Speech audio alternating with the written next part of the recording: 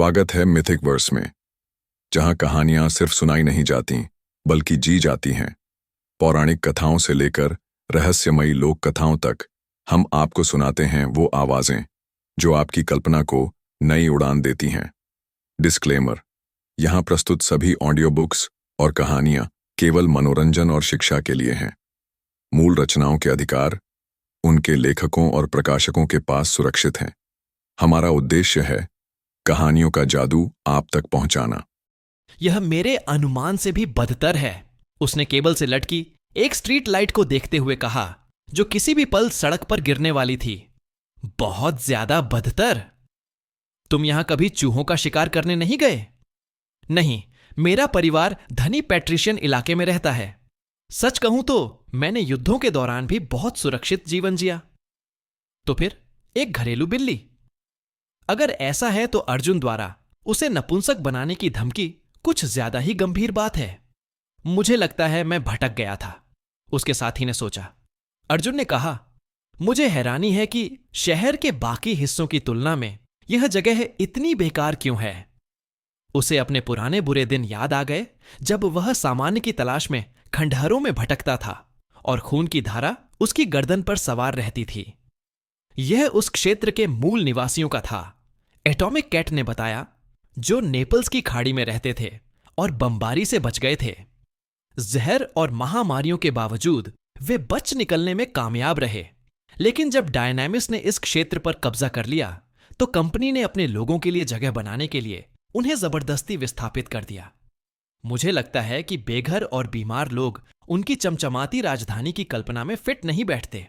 इस क्षेत्र के पुनर्निर्माण की योजनाएं हैं, लेकिन वे अभी तक साकार नहीं हुई हैं। उसने निराशा में सिर हिलाया। मोबाइल फोन के अलार्म की आवाज ने बातचीत में खलल डाला। एटॉमिक कैट ने अपने मोबाइल की तरफ देखा, लेकिन फोन नहीं उठाया। अर्जुन ने स्क्रीन पर नजर डाली, देखा कि एटॉमिक कैट ने किसी जाह्नवी के 15 और किसी पायल के साथ कॉल मिस कर दिए थे। कुरियर के सवाल पूछने से पहले ही सुपर हीरो बोला, मेरी बहनें, मैं उनसे संपर्क में रहता हूं, लेकिन वे मुझे वापस चाहती हैं और ना का जवाब नहीं देती। इसका मतलब है कि वे तुमसे प्यार करते हैं। अर्जुन ने बिना किसी व्यंग्य के जवाब दिया। वह उन लोगों के साथ सहानुभूति रख सकता था जो अपने परिवार से फिर से मिलना चाहते थे। हालांकि कुरियर को आश्चर्य हुआ कि आखिर एटॉमिक कैट ने सुमित की तुलना में डायनामिस को बेहतर विकल्प क्यों माना। अर्जुन को अचानक लगा कि क्या क्रिश भी एटॉमिक कैट की तरह उससे मिलना नहीं चाहेगा, लेकिन उसने तुरंत इन विचारों को दरकिनार कर दिया। बेशक इतने सालों बाद जब वे फिर मिलेंगे तो वह बहुत खुश होगी। यह तो बस उसकी बेचैनी की बात थी। मैं भी उनसे प्यार करता हूं, लेकिन जब तक वे सोनाली के व्यवसाय का समर्थन करते रहेंगे। मैं एक अन्य व्यक्ति जिसका नाम एटॉमिक कैट था, वह कई सेकंड तक स्क्रीन पर नाम को घूरता रहा। उसकी निगाहें समझ में नहीं आ रही थीं। हीना। दूसरों की तरह कॉल को नजरअंदाज करने के बजाय एटॉमिक कैट ने फोन बंद कर दिया, आह भरी, और अपना मन बदलने के लिए रेडियो पर कुछ गड़बड़ की। आखिरकार जब वह किसी चैनल पर पहुंचा तो अर्जुन ने अपने साथी को घूर कर देखा। Hip hop? सच में? तुम्हें यह पसंद नहीं है भाई? नहीं, मैं नहीं। अर्जुन ने चैनल बदलकर वापस डेफ्ट बायोपंक कर दिया। Chrono radio. संगीत इलेक्ट्रॉनिक सिंथ और एलियन लय के संयोजन में बदल गया। अच्छी आवाज है, एटॉमिक कैट ने संकरी गलियों से गुजरते हुए कहा। हम कहां जा रहे हैं? अर्जुन ने कहा। मेटा ने कबाड़ खाने वाले इलाके को अपना अड्डा बना लिया है। यह रस्ट टाउन के बीचों बीच स्थित है। मैं तुम्हें यहीं रोक रहा हूं। मैं एक अकेले पागल पर, या शायद 2 पर भी घात लगाने के पक्ष में हूं, लेकिन केवल हम दोनों के साथ उनके घरेलू मैदान पर हमला करना आत्महत्या है। अगर अर्जुन अकेला होता तो वह कोशिश जरूर करता, लेकिन वह अपने साथी को मौत के मुंह में नहीं ले जाने वाला था। बात यह है कि मेरी जानकारी के अनुसार इस इलाके में बच्चे लापता हैं। मैंने कबाड़खाने के दक्षिण में एक अनाथालय देखा है और मैंने सोचा कि हमें उसकी जांच करनी चाहिए। एटॉमिक कैट तुरंत घबरा गई। बच्चे? तुम्हें हैरानी हुई? अर्जुन ने पूछा। कुरियर वाले को तो कहना ही था कि उसे हैरानी हुई, लेकिन जब साइकोस की बात आती थी तो उसे सबसे बुरे की ही उम्मीद रहती थी। मुझे हैरानी है कि इसकी सूचना नहीं दी गई। सुपर हीरो ने जवाब दिया, प्लायमाउथ शहर के जलाशय के पास से गुजर रहा था। बाकी इलाके के उलट डायनामिस ने इस इलाके की कड़ी सुरक्षा की थी। बख्तरबंद सैनिक इसकी सीमाओं की रक्षा करते थे। फिर भी इस जगह की किसी को परवाह नहीं है, अर्जुन ने किया। आखिरकार दोनों धूल भरे बंजर इलाके से घिरी एक सुनसान इमारत में पहुंच गए। सिंडर ब्लॉक की दीवारों का रंग समय के साथ उखड़ गया था और आधी खिड़कियां टूट चुकी थीं। इमारत के बाईं ओर एक बड़ा बाड़ानुमा क्षेत्र था जहां दर्जनों बल्कि सैकड़ों आवारा बिल्लियां और कुत्ते रहते थे। उनकी बेचैनी भरी आवाजें और उनसे पैदा होने वाली दुर्गंध ने दोनों को तुरंत अभिभूत कर दिया और उन्होंने कार पास में ही खड़ी की और बाहर निकल गए। यह कोई अनाथालय नहीं है, एटॉमिक कैट ने डर के मारे कहा, जबकि अर्जुन ने अपने फस्टी गंटलेट्स उठाए और उन्हें पहन लिया। यहां की हवा बाकी रस्ट टाउन से कम प्रदूषित थी, लेकिन ज्यादा नहीं। यह एक पशु आश्रय है। दोनों ही बातें हैं, अर्जुन को एहसास हुआ, जानवरों की तरफ सहानुभूति से देखते हुए। उनकी फंसी हुई हताशा की आभा ने उसे अंदर तक बीमार कर दिया। उन्हें अनाथालय के प्रवेश द्वार पर 10 से 12 साल के 2 बच्चे खुले दरवाजे के पास एक गंदे गोल्डन रिट्रीवर के साथ खेलते हुए मिले। एक काला लड़का था जिसके आधे गाल पर तेजाब से जलने के निशान थे, और दूसरा एक दुबली पतली श्यामला लड़की थी जिसने गुलाबी रंग की ऐसी पोशाक पहनी हुई थी जो उसके आकार के हिसाब से उपयुक्त नहीं थी। अरे दोस्तों, अर्जुन ने उनकी ओर हाथ हिलाया। छोटी लड़की ने तुरंत अपनी ड्रेस के नीचे छिपाकर एक घटिया रिवॉल्वर उसके सिर पर तान दी, जबकि लड़का कुत्ते से चिपका रहा। पीछे हट नशेड़ी, उसने अर्जुन से कहा, वरना मैं तेरा सिर उड़ा दूंगी। ओह, यह तो बहुत प्यारा था। अर्जुन ने समय को थाम दिया, बंदूक उठाई और उसकी जगह एक पत्थर रख दिया। जब समय वापस लौटा तो उसने बंदूक अपने कोट के अंदर रख ली थी, जिससे लड़की हैरान रह गई। लेकिन अरे मैं रॉय हूं, अर्जुन ने विज्ञापन की तरह अंगूठा उठाते हुए कहा। मैं अमर हूं, लेकिन किसी को बताना मत। और यह मेरी भरोसेमंद साथी है, हेलो किट्टी। ज्यादा जोर मत दो, जल्दी करो, एटॉमिक कैट ने जवाब दिया। इस उपनाम से अर्जुन को अंदर से गंदा महसूस हो रहा था। हम यहां किसी को चोट पहुंचाने नहीं आए हैं। क्या हम स्टाफ से बात कर सकते हैं? यहां कोई कर्मचारी नहीं है, लड़के ने डरते हुए कहा। कुत्ते ने उसे आश्वस्त करने के लिए उसके चेहरे को सहलाया और जीनोम्स की ओर कोई आक्रामक कदम नहीं उठाया। दादाजी हमारा ख्याल रखते थे, पर अब वो नहीं रहे, छोटी बच्ची ने अर्जुन को घूरते हुए जवाब दिया। कुछ महीने पहले एक नशेड़ी ने गली में उन्हें चाकू मार दिया था। उसने यह बात इतनी सहजता से कही कि यह लगभग सामान्य सी बात लग रही थी। रुको, कोई बड़ा तो नहीं है? जितना ज्यादा वह सुनता, एटॉमिक कैट उतना ही ज्यादा परेशान होता। लेकिन तुम जिंदा कैसे रहते हो? हम अपना ख्याल खुद रख सकते हैं, लड़की ने गर्व से कहा। हम सामान इकट्ठा करते हैं और कचरा उठाते हैं। मां हर हफ्ते खाना और पैसे भेजती है। छोटी लड़की ने लड़के की बात पूरी होने से पहले ही उसके पैर पर लात मार दी। आह सारा! मां? एटॉमिक कैट ने पूछा। छोटी लड़की ने अपना मुंह बंद रखा। दूसरा लड़का उसकी नकल कर रहा था। सारा, यही तुम्हारा नाम है? मेरी बंदूक मुझे वापस दे दो। उसने एटॉमिक कैट की बात अनसुनी कर दी और अर्जुन को घूरती रही। वापस दे दो। मैं अपनी प्रतिष्ठा बनाए रखने के लिए इतनी घटिया रिवॉल्वर लौटा नहीं सकता, अर्जुन ने जवाब दिया। चलो, मैं तुम्हें एक असली बंदूक खरीद देता हूं, डेजर्ट ईगल जैसी। फिर तुम लोगों को विश्वसनीय रूप से धमका सकोगे। रॉय! एटॉमिक कैट ने बच्चों से घुलने मिलने की कोशिश करते हुए उसे डांटा। ये मां कौन है तुम्हारी केयरटेकर? क्या हम उससे बात कर सकते हैं? नहीं, सारा ने जिद से जवाब दिया। वह व्यस्त है। क्या करने में व्यस्त हो? व्यस्त हूं, सारा ने अपनी बाहें क्रॉस करते हुए जवाब दिया।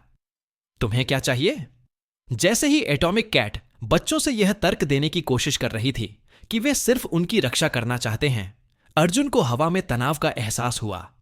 पालतू जानवर उत्तेजित हो गए, भौंकने और म्याऊं म्याऊं करने लगे। वे आसपास शिकारियों को महसूस कर सकते थे। एक जंग लगी काली मिनी बस अनाथालय के प्रवेश द्वार से 5 मीटर की दूरी पर खड़ी होकर आई। कुछ और बच्चे भी खिड़कियों पर खड़े थे, पालतू जानवरों के शोरगुल से आकर्षित होकर। कार से 3 आदमी उतरे, हालांकि उनकी गिनती भी मुश्किल से ही हुई। अर्जुन ने तुरंत उनमें से एक को पहचान लिया, वह मच्छर राक्षस जिसने पिछली बार उसकी प्लाईमाउथ कार को तबाह कर दिया था। दूसरा एक दुबला पतला गंजा आदमी था जिसने प्लम्बर जैसे कपड़े पहने थे। उसके शरीर पर विकृत ट्यूमर उग आए थे और आंखें लाल थीं। उसके हाथ में एक जंग लगा पाइप रिंच था और उसकी मुस्कान में सड़े हुए नुकीले दांतों की कतारें दिखाई दे रही थीं। जहां तक तीसरे का सवाल है, अर्जुन ने उस लंबे और दुबले पतले व्यक्ति को तुरंत पहचान लिया, उसके भारी काले ओवरकोट, टोपी, स्कार्फ और धूप के चश्मे के बावजूद। जिस तरह से वह चल रहा था, मानो कोई लड़खड़ाती गुड़िया किसी आदमी की नकल कर रही हो, और उसके चेहरे पर एक शांत खतरनाक आभा थी। साइको शॉक रोहित का दूसरा कमांडर। तीनों साइकोज ने समूह को खतरनाक निगाहों से देखा। एटॉमिक कैट तुरंत बच्चों को बचाने के लिए आगे बढ़ा। गोल्डन रिट्रीवर भी अचानक नए लोगों पर आश्चर्यजनक क्रूरता से भौंकने लगा। साइको शॉक ने खुद पूरी तरह से अर्जुन पर ध्यान केंद्रित किया। वाह, क्या यह छोटा सीजर नहीं है? उसने रोबोट जैसी डिजिटल आवाज में कहा। तुम कितने बड़े हो गए हो? अर्जुन सिहर उठा, हैरान। एक बार तंत्रिका तंत्र से जुड़ जाने के बाद मैं कहीं भी उसके अनोखे मस्तिष्क तरंग पैटर्न को पहचान सकता हूं, मानो कोई खोया हुआ सिग्नल पापा को घर बुला रहा हो। गोधूली के उजाले में उसके भारी धूप के चश्मे चमक रहे थे। मुझे लगा था कि कार्निवल ने तुम्हारे पापा को मार डाला। वह मेरे पिता नहीं थे, और हां, वे थे, कुरियर ने ठंडे और एकाग्र भाव से कहा। उस दुष्ट से उसकी आखिरी मुलाकात 4 साल पहले हुई थी, जब उसने अपना अमृत पिया था। हालांकि अब अर्जुन के पास महाशक्तियां थीं और वह अपनी रक्षा कर सकता था, फिर भी साइशॉक की मौजूदगी ही उसे बेचैन कर देती थी। उसने तुम्हें जो निशान दिए हैं वे कैसे हैं, लाइट बल्ब? वे ठीक हो गए, साइशॉक ने जवाब दिया। उसकी डिजिटल आवाज धमकी भरी हो गई। मच्छर ने अपने पंजे जैसे हाथ तैयार कर लिए लड़ाई के लिए बेताब। अगर तुम बच गए तो मुझे लगता है कि छोटा कृष भी बच गया होगा। अच्छा हुआ, मैं उसके जीनियस दिमाग को निकालने का मौका गंवाकर कभी नहीं भूल पाया। क्या बच्चे तुम्हारे लिए पर्याप्त नहीं हैं? अर्जुन ने उसे ताना मारा। मुझे इस मांस में कोई दिलचस्पी नहीं है, लेकिन हमें इन भूतों से एक अनोखी सेवा चाहिए। मुझे डर है कि बौने के अलावा और कुछ भी काम नहीं आएगा। चिंता मत करो, हम उनकी अच्छी देखभाल करेंगे, उन्हें खाना भी खिलाएंगे। रोहित को बच्चे बहुत पसंद हैं, मच्छर ने हंसते हुए कहा। दूसरे साइको ने एक जानवर जैसी घुरघुराहट निकाली। वो भी, साइशॉक ने क्रूर मनोरंजन के साथ सोचा। बच्चों, अपने दोस्तों को इकट्ठा करो और चुपचाप कार में बैठ जाओ। मेरे पीछे, अर्जुन ने कहा। उसके पास कैंडीज हैं। हां बच्चे, तुम्हारे आसपास भी नहीं आएंगे, एटॉमिक कैट ने सारा की ओर मुड़कर कहा। क्या तुम्हारे पास कोई तहखाना है? उसने धीरे से सिर हिलाया। वहां जाकर छिप जाओ और जब तक हम न कहें बाहर मत आना। पूरे मोहल्ले में विमान की आवाज गूंज रही थी, जबकि बच्चे और उनका कुत्ता अनाथालय के अंदर भाग गए। अगर मैं तुम्हारी जगह होता तो मैं तुम्हारा गणित जांचता, साइको शॉक ने बच्चों पर नजरें गड़ाते हुए कहा। इससे वह एक खतरनाक भेड़िए जैसा लग रहा था जो असहाय हिरणों को देख रहा हो, जिससे अर्जुन को बहुत घृणा हुई। साइको के दुपट्टे और धूप के चश्मे के पीछे तार हिलने लगे और उसके दस्तानों से बिजली निकलने लगी। तुम संख्या में कम हो और तुम पर भारी पड़ रहे हो। वे हमला क्यों नहीं कर रहे थे? क्योंकि उन्हें डर था कि अगर उन्होंने जल्दबाजी में कदम उठाया तो गोलीबारी में बच्चे मारे जाएंगे। उन्हें इतनी दूर की नहीं सोचनी चाहिए थी। जीनोम्स को देखना ही नायकों का अमृत युक्त खून पीने की कोशिश करने के लिए काफी था। ये पागल बहुत स्थिर, बहुत सावधान थे मानो। तुम तो खूब खा पी रहे हो। अर्जुन को एहसास हुआ, तुम्हारे पास अमृत का भंडार है। साइशॉक ने कुछ सेकंड तक उसका मूल्यांकन किया, फिर आदेश दिया। मच्छर संकर जाति छोटे से झारे को पकड़ो और बचे हुए को मार डालो। मुझे उम्मीद थी कि तुम यही कहोगे, मच्छर ने एटॉमिक कैट पर जानवर की तरफ फुफकारते हुए कहा। लगता है रोहित हम पर कुछ आवारा जानवरों को खाने के लिए नाराज नहीं हो सकता। दोनों समूह एक दूसरे को घूर रहे थे, लेकिन अर्जुन ध्यान केंद्रित नहीं कर पा रहा था। विमान की आवाज तेज और तेज होती जा रही थी।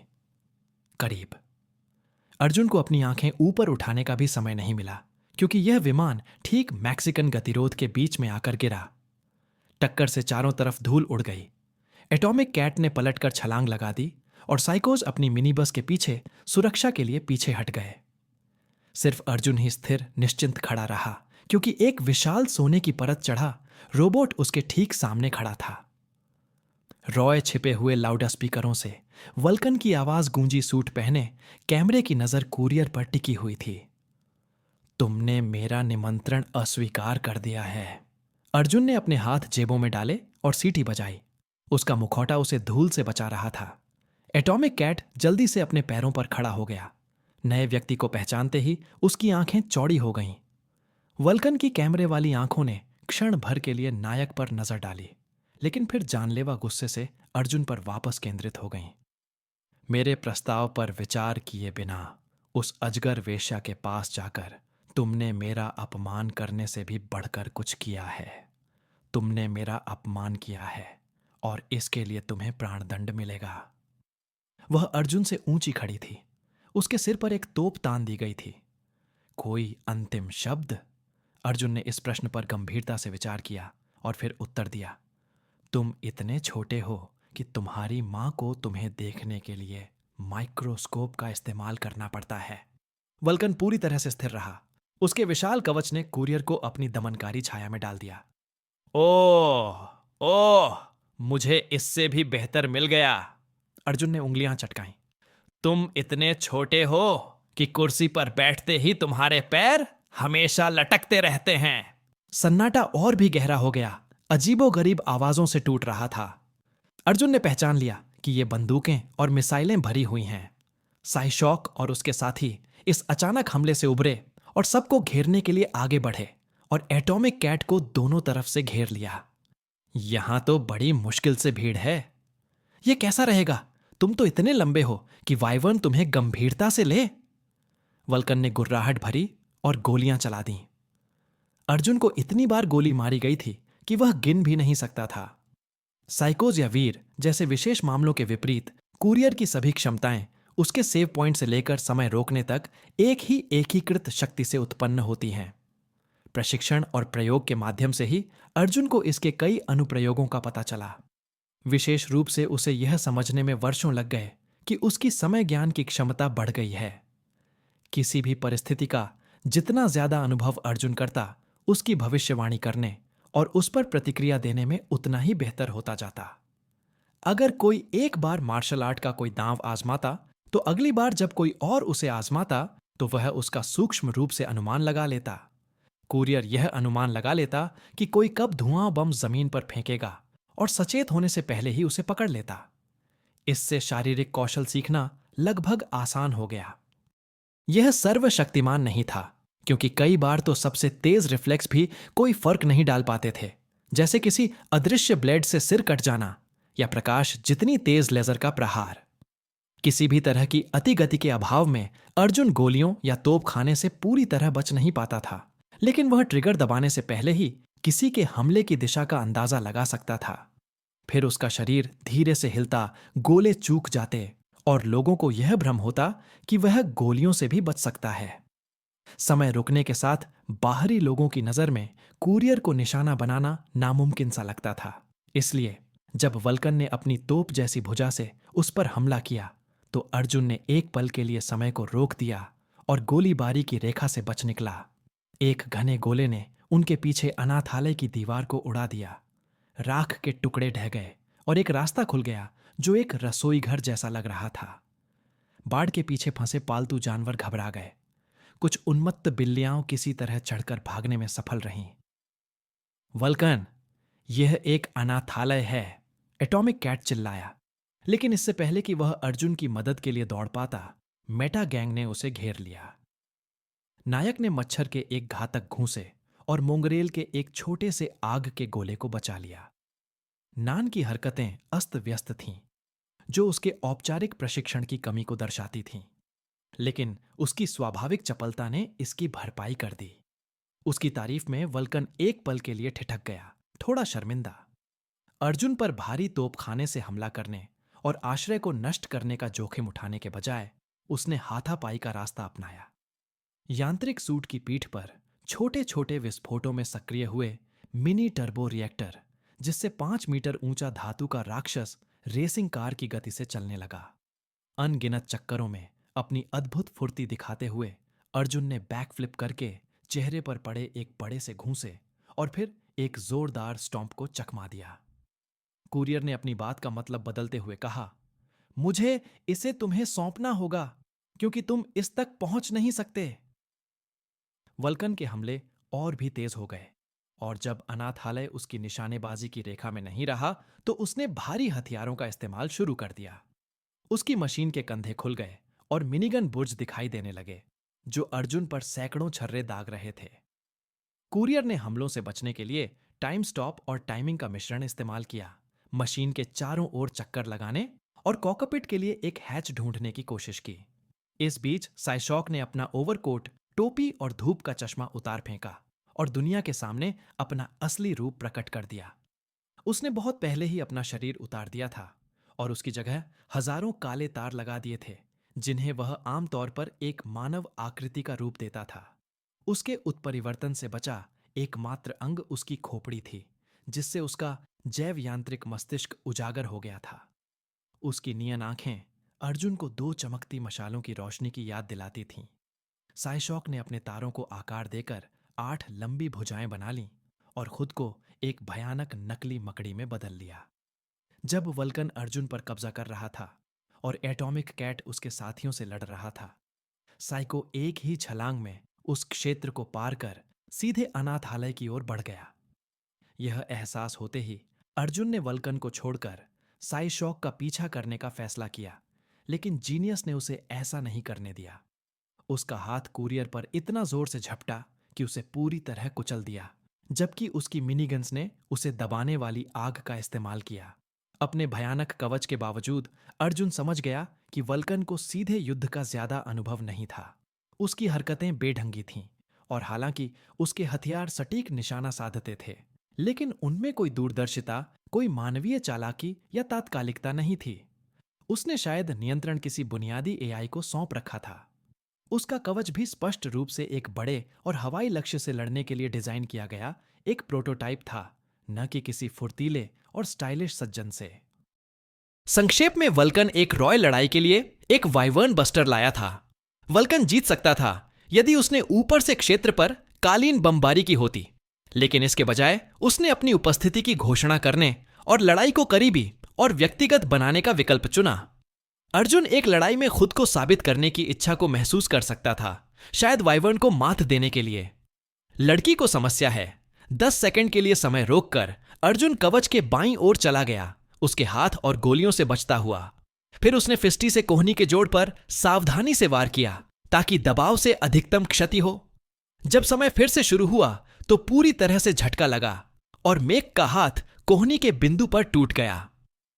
अग्रबाहु जमीन पर गिर गया। क्षतिग्रस्त हिस्सों से बिजली के झटके निकल रहे थे, जैसा कि उन्होंने अनुमान लगाया था जब उन्होंने पहली बार शस्त्रागार में इसे देखा था।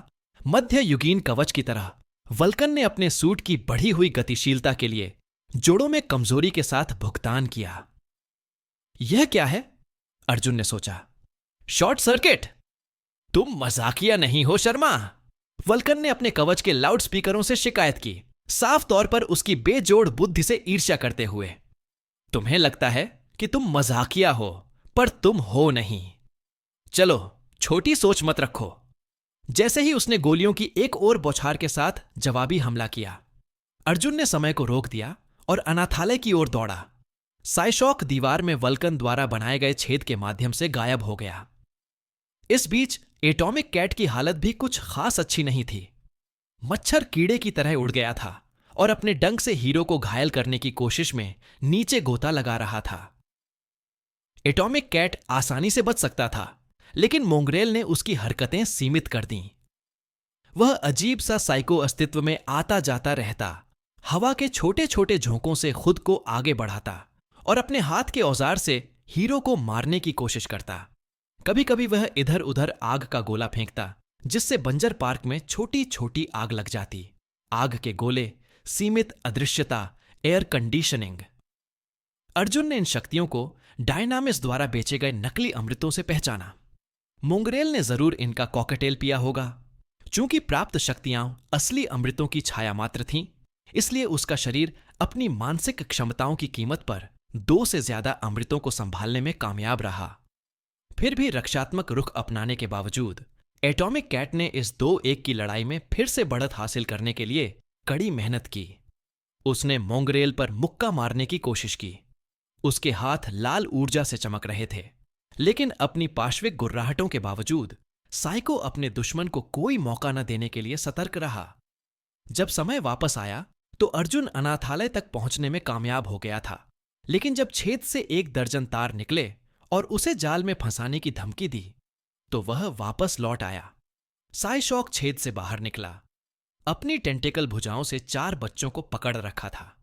सारा उसकी दोस्त और 2 जुड़वां बच्चियां जो 8 साल से कम उम्र की नहीं थीं।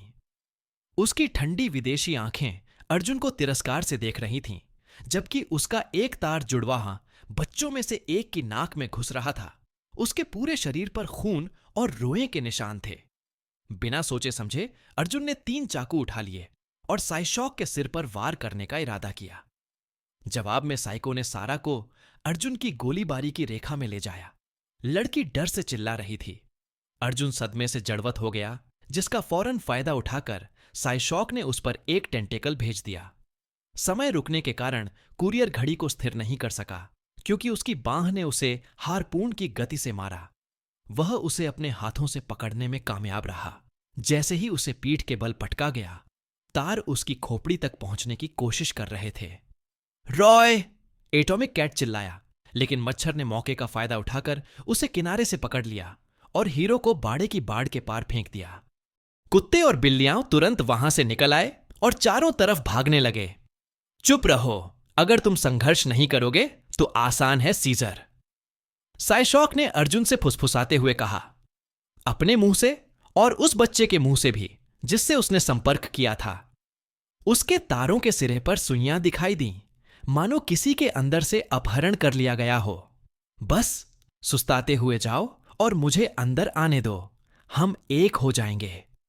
हां, यदि उसकी घुसपैठ करने वाली टेलीपैथी का खतरा, चाहे उसकी शारीरिक सीमाएं कुछ भी हों, अर्जुन को साइशॉक के प्रति जानलेवा दुश्मनी महसूस नहीं कराता था, तो बाल दुर्व्यवहार ने ऐसा किया था।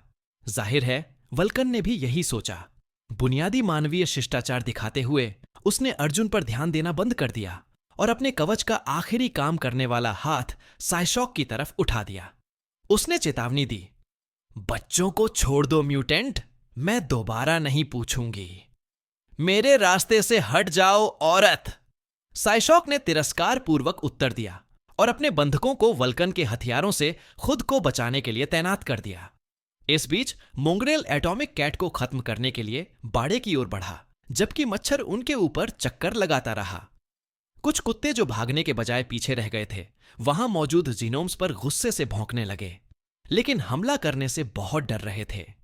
जवाब में वल्कन की उंगलियां खुल गईं और छेद दिखाई देने लगे और साइशॉक पर प्लाज्मा की धाराएं छोड़ दीं। जीनियस बच्चों को चोट न पहुंचाने के लिए बहुत सावधान था, बल्कि उसने लेजर की सटीकता से तारों को काट दिया। क्षतिग्रस्त हिस्से कटे हुए सांपों की तरह जमीन से गिर पड़े और जल्दी ही जंग खाकर जैविक धूल में बदल गए। साइशॉक के ध्यान भटकाने का फायदा उठाते हुए अर्जुन ने समय रोक दिया, अपने सबसे नजदीकी तारों को चाकुओं से काट दिया और फिर बच्चों की ओर दौड़ा। एक तेज झटके से उसने जुड़वां बच्चों को पकड़े हुए तारों को काट दिया और उन्हें पकड़ लिया, जबकि समय फिर से शुरू हो गया।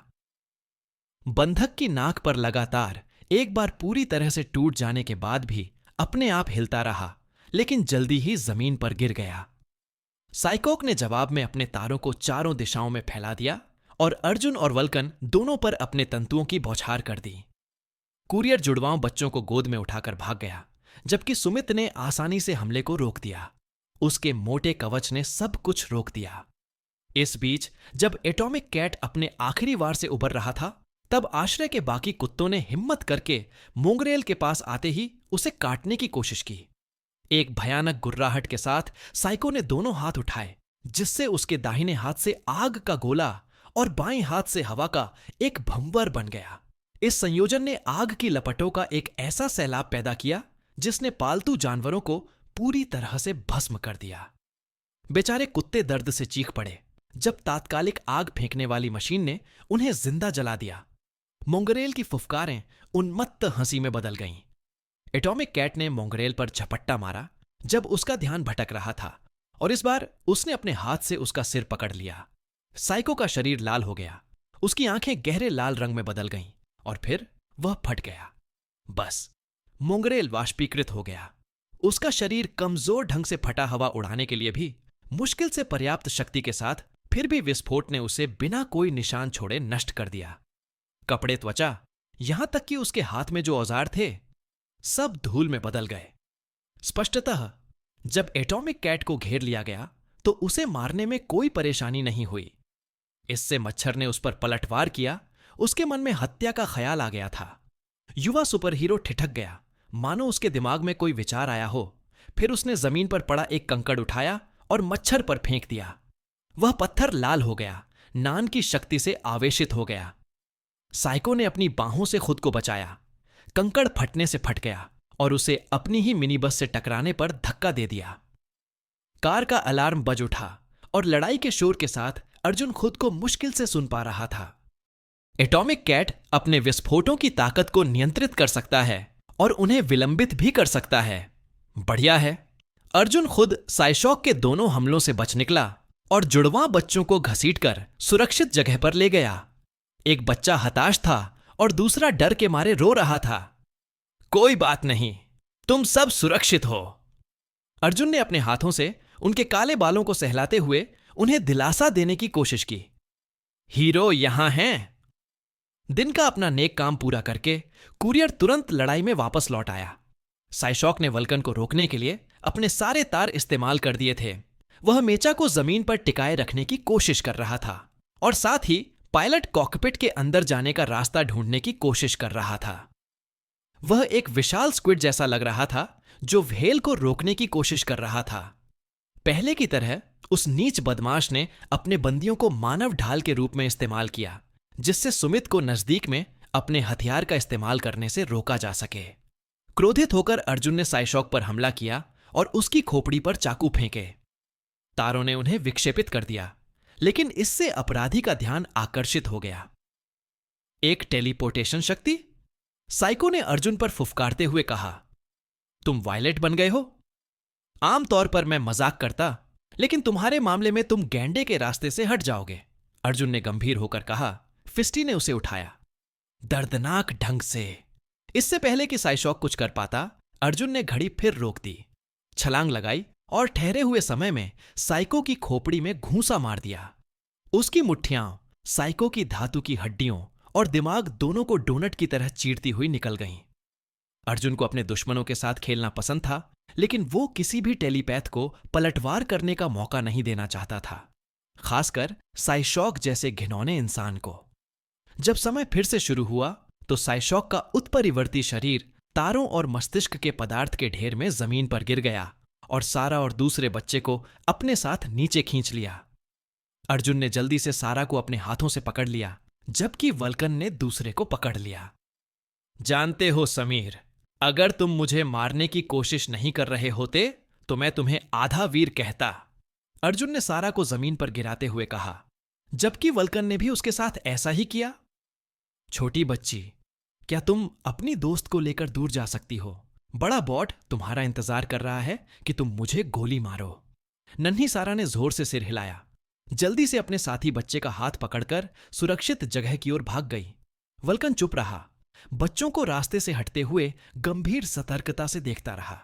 अर्जुन समझ नहीं पाया कि यह पछतावा था, लालसा थी या कुछ और, लेकिन वह अजीब तरह से शांत लग रही थी। फिर जब यह निश्चित हो गया कि बच्चे बहुत दूर हैं, तो वल्कन ने बिना कुछ कहे अर्जुन के चेहरे पर प्लाज्मा किरणें दागने का प्रयास किया। हमले की आशंका से अर्जुन ने तुरंत समय रोक दिया और उसके कैमरों पर चाकू फेंके, जिससे वल्कन गोली चलाने से पहले ही अंधा हो गया।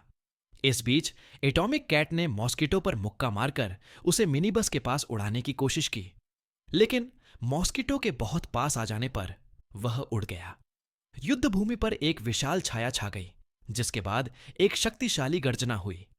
वहां उपस्थित सभी लोग, सबसे छोटे जानवर से लेकर स्वयं वल्कन तक स्तब्ध रह गए जब एक विशालकाय उड़ता हुआ रूप सामने आया। एक विशाल 60 फुट लंबी सफेद शल्कों वाली छिपकली, जिसकी गर्दन लंबी ड्रैगन फ्लाई जैसे पंख और सुनहरी आंखें थीं। उसके पंजे स्टील को भी काट सकते थे। उसकी पूंछ एक फलेल की तरह थी और डायनामिस और सतीश कुमार के लोगो वाला सूट उसकी छाती को ढक रहा था। वाइवर्न। जैसे ही उसने अपना जलवा दिखाया, ड्रैगन सीधे वल्कन पर उतरा और अपने यंत्र को इतनी जोर से पैरों तले रौंदा कि नीचे एक छोटा सा गड्ढा बन गया। अगर अर्जुन ने उसके कैमरे न तोड़े होते तो सुमित शायद उड़ जाता, लेकिन अब वाइवर्न ने उसे अपने भारी वजन से जमीन पर दबा रखा था। मच्छर ने तुरंत उड़ने की कोशिश की। अजगर ने और भी तेजी से अपना हाथ ऊपर उठा लिया। स्क्वाश! वाइवर्न ने मच्छर को ऊपर से वैसे ही थप्पड़ मारा जैसे कोई इंसान मक्खी को मारता है। इस थप्पड़ से मच्छर जमीन पर धब्बा बनकर गिर पड़ा।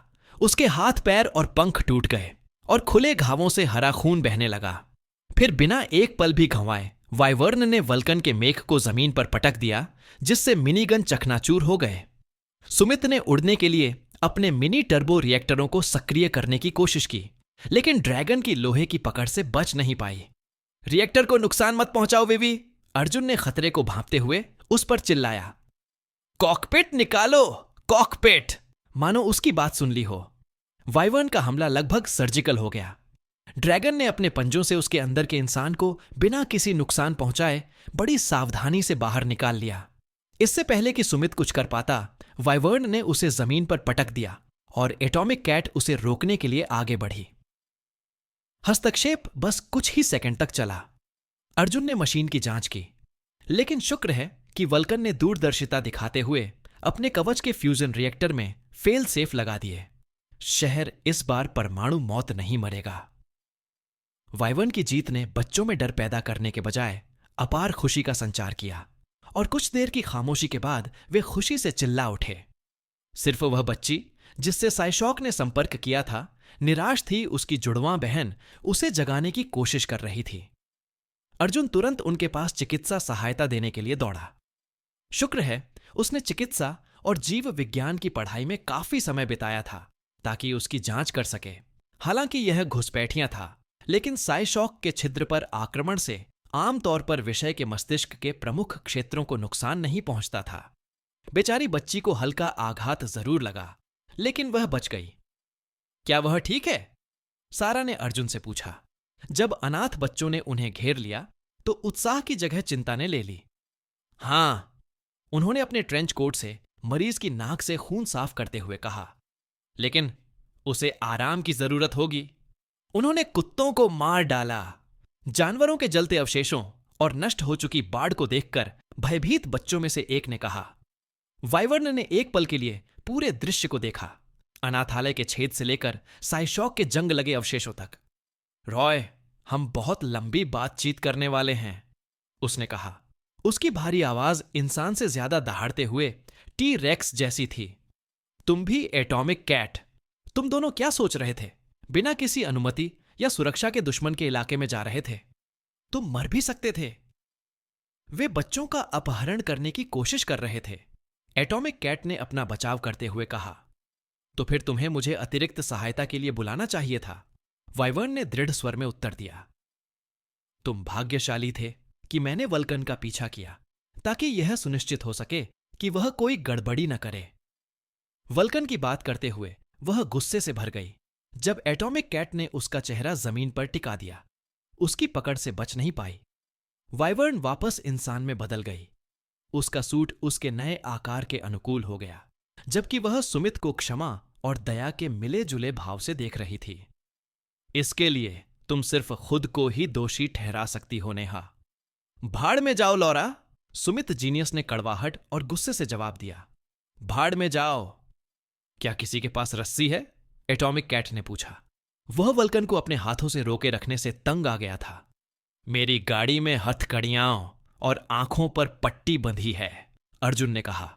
वाइवर्न ने उसकी तरफ भौहें चढ़ाईं। मैंने अजीब लोगों को डेट किया है। सुपर हीरोइन ने कमर पर हाथ रखे अर्जुन और एटॉमिक कैट दोनों की तरफ देखा। तुम दोनों को घर से बाहर निकाल दिया गया है।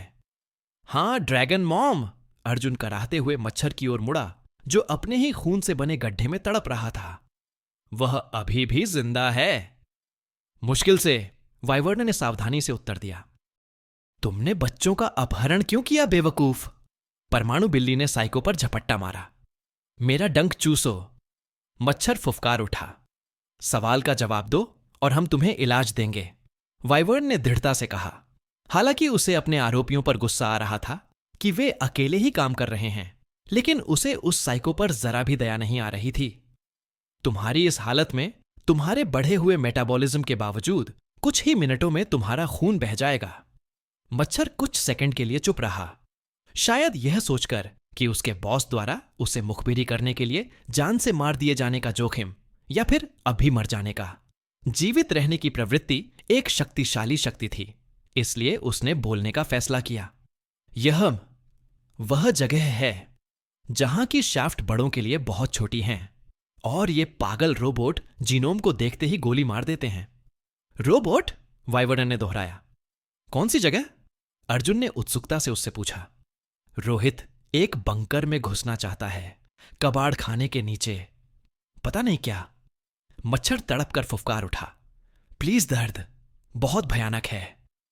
बच्चों को देखते ही मैंने डॉक्टरों को फोन कर दिया है, वाइवर्न ने अपने ईयरपीस को छूते हुए कहा। वे जल्द ही आ जाएंगे। और इन शब्दों के साथ अर्जुन ने अनाथालय को बचाने में मदद करने वाले वल्कन को हथकड़ी पहना दी। उसे उम्मीद थी कि इसके बाद उसके कर्मों का पैमाना बढ़ जाएगा। अनाथालय से कुछ और बच्चे निकले, लड़ाई खत्म हो गई और तुरंत वाइवर्न के पास दौड़े और उसे ऑन्टोग्राफ देने लगे। कुछ और बच्चे अपनी घायल बच्ची की मदद के लिए आगे बढ़े, क्योंकि अर्जुन ने सुना था कि लोग अक्सर ग्यूलिया नाम का इस्तेमाल करते हैं। अरे किटी, अगर तुम विस्फोटक प्रक्षेप्य बना सकती हो तो फेंकने वाले चाकू क्यों नहीं रखती? अर्जुन ने एटॉमिक कैट से पूछा, क्योंकि यह बात उसे परेशान कर रही थी। यह तात्कालिक प्रक्षेप्य हथियाने से कहीं ज्यादा व्यावहारिक होगा। मुझे अंदाजा नहीं था कि मैं अपनी शक्ति का इस तरह इस्तेमाल कर सकता हूं, एटॉमिक कैट ने थोड़ा शर्मिंदा होकर कहा। मुझे पता था कि मैं विस्फोट को कुछ सेकंड के लिए टाल सकता हूं, लेकिन मैंने कभी नहीं सोचा था कि मैं इसे प्रक्षेप्य के साथ मिलाकर दूर से हमला कर पाऊंगा। यह बात मुझे तभी समझ आई जब मैं पूरी तरह से सक्रिय था। खैर, आप अभी भी हरे हैं। और तुम? वह एक अच्छा व्यंग्य ढूंढने की कोशिश करते हुए बोला। वायलेट। वाह, मैं तुम्हें 1 घंटे तक तब तक परेशान रहने दूंगा जब तक तुम कोई अच्छा जवाब नहीं ढूंढ लेते। सच कहूं तो किट्टी को गर्व होना चाहिए कि उसने अपनी कच्ची प्रतिभा के दम पर इतना अच्छा प्रदर्शन किया है। अर्जुन ने स्वयं अपने सेल फोन पर देखा, यह देखने के लिए कि क्या लड़ाई समाचार में आई है। इसके बजाय उसे सतीश कुमार के मुख्यालय के अंदर अपने उपकरणों से एक सूचना प्राप्त हुई। पिछले दरवाजे का पता चला। अर्जुन अकेला नहीं था जो डायनामिक्स के कंप्यूटर सिस्टम पर जासूसी कर रहा था।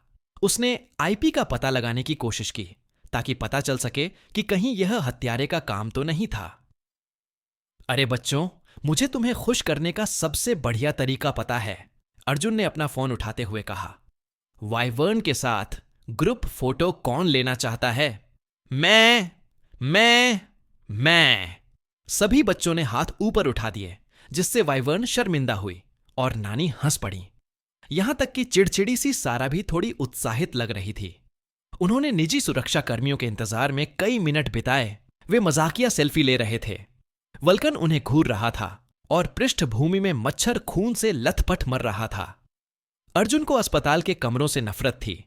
भले ही वे सफाई के काम आते हों, लेकिन लगातार सफेदी उसे बीमार और अलग थलग महसूस कराती थी।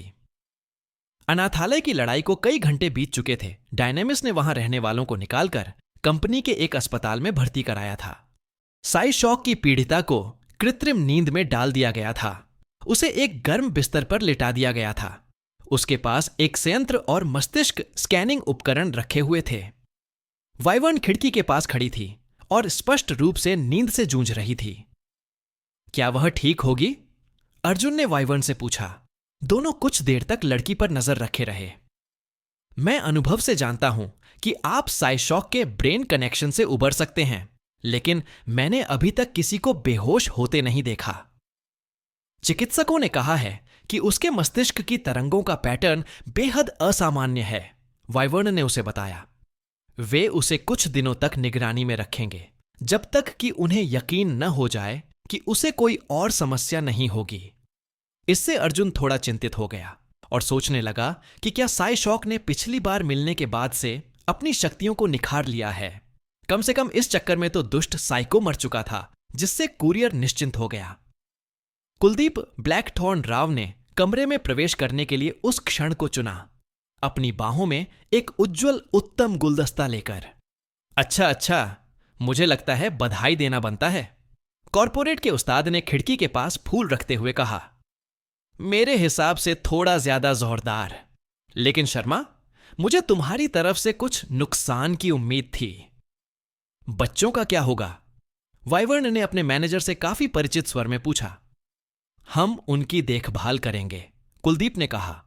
उन्हें रस्ट टाउन से दूर एक सुरक्षित जगह पर रखा जाएगा और कई लोगों ने उनमें से कुछ को गोद लेने की इच्छा जताई है। ऐसा न कहा जाए कि डायनामिस परिवार के अनुकूल नहीं है। बेशक वे इस स्थिति का फायदा उठाकर पब्लिसिटी स्टंट करने की कोशिश करेंगे।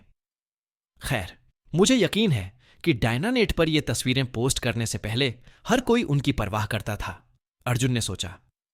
फोटो की बात करें तो शर्मा, मैं तुमसे बहुत निराश हूं, कुलदीप ने उसे डांटा।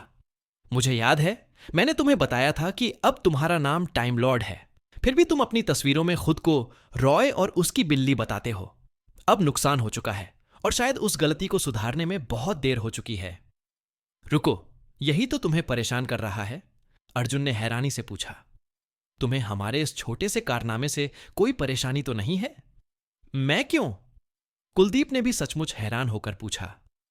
आपने और एटॉमिक कैट ने इस शहर के आपराधिक गिरोह पर करारा प्रहार करते हुए एक अनाथालय को बचाया। आपने अच्छा किया। हां, लेकिन मैंने प्रशिक्षण छोड़ दिया और आपने कहा था कि आपको लापरवाह लोग पसंद नहीं हैं। मुझे नहीं लगता, लेकिन मुझे लगता है कि आप गलतफहमी में हैं। आप अपनी मर्जी से काम करने के लिए आजाद हैं, बशर्ते आपको उसके नतीजे भुगतने पड़ें।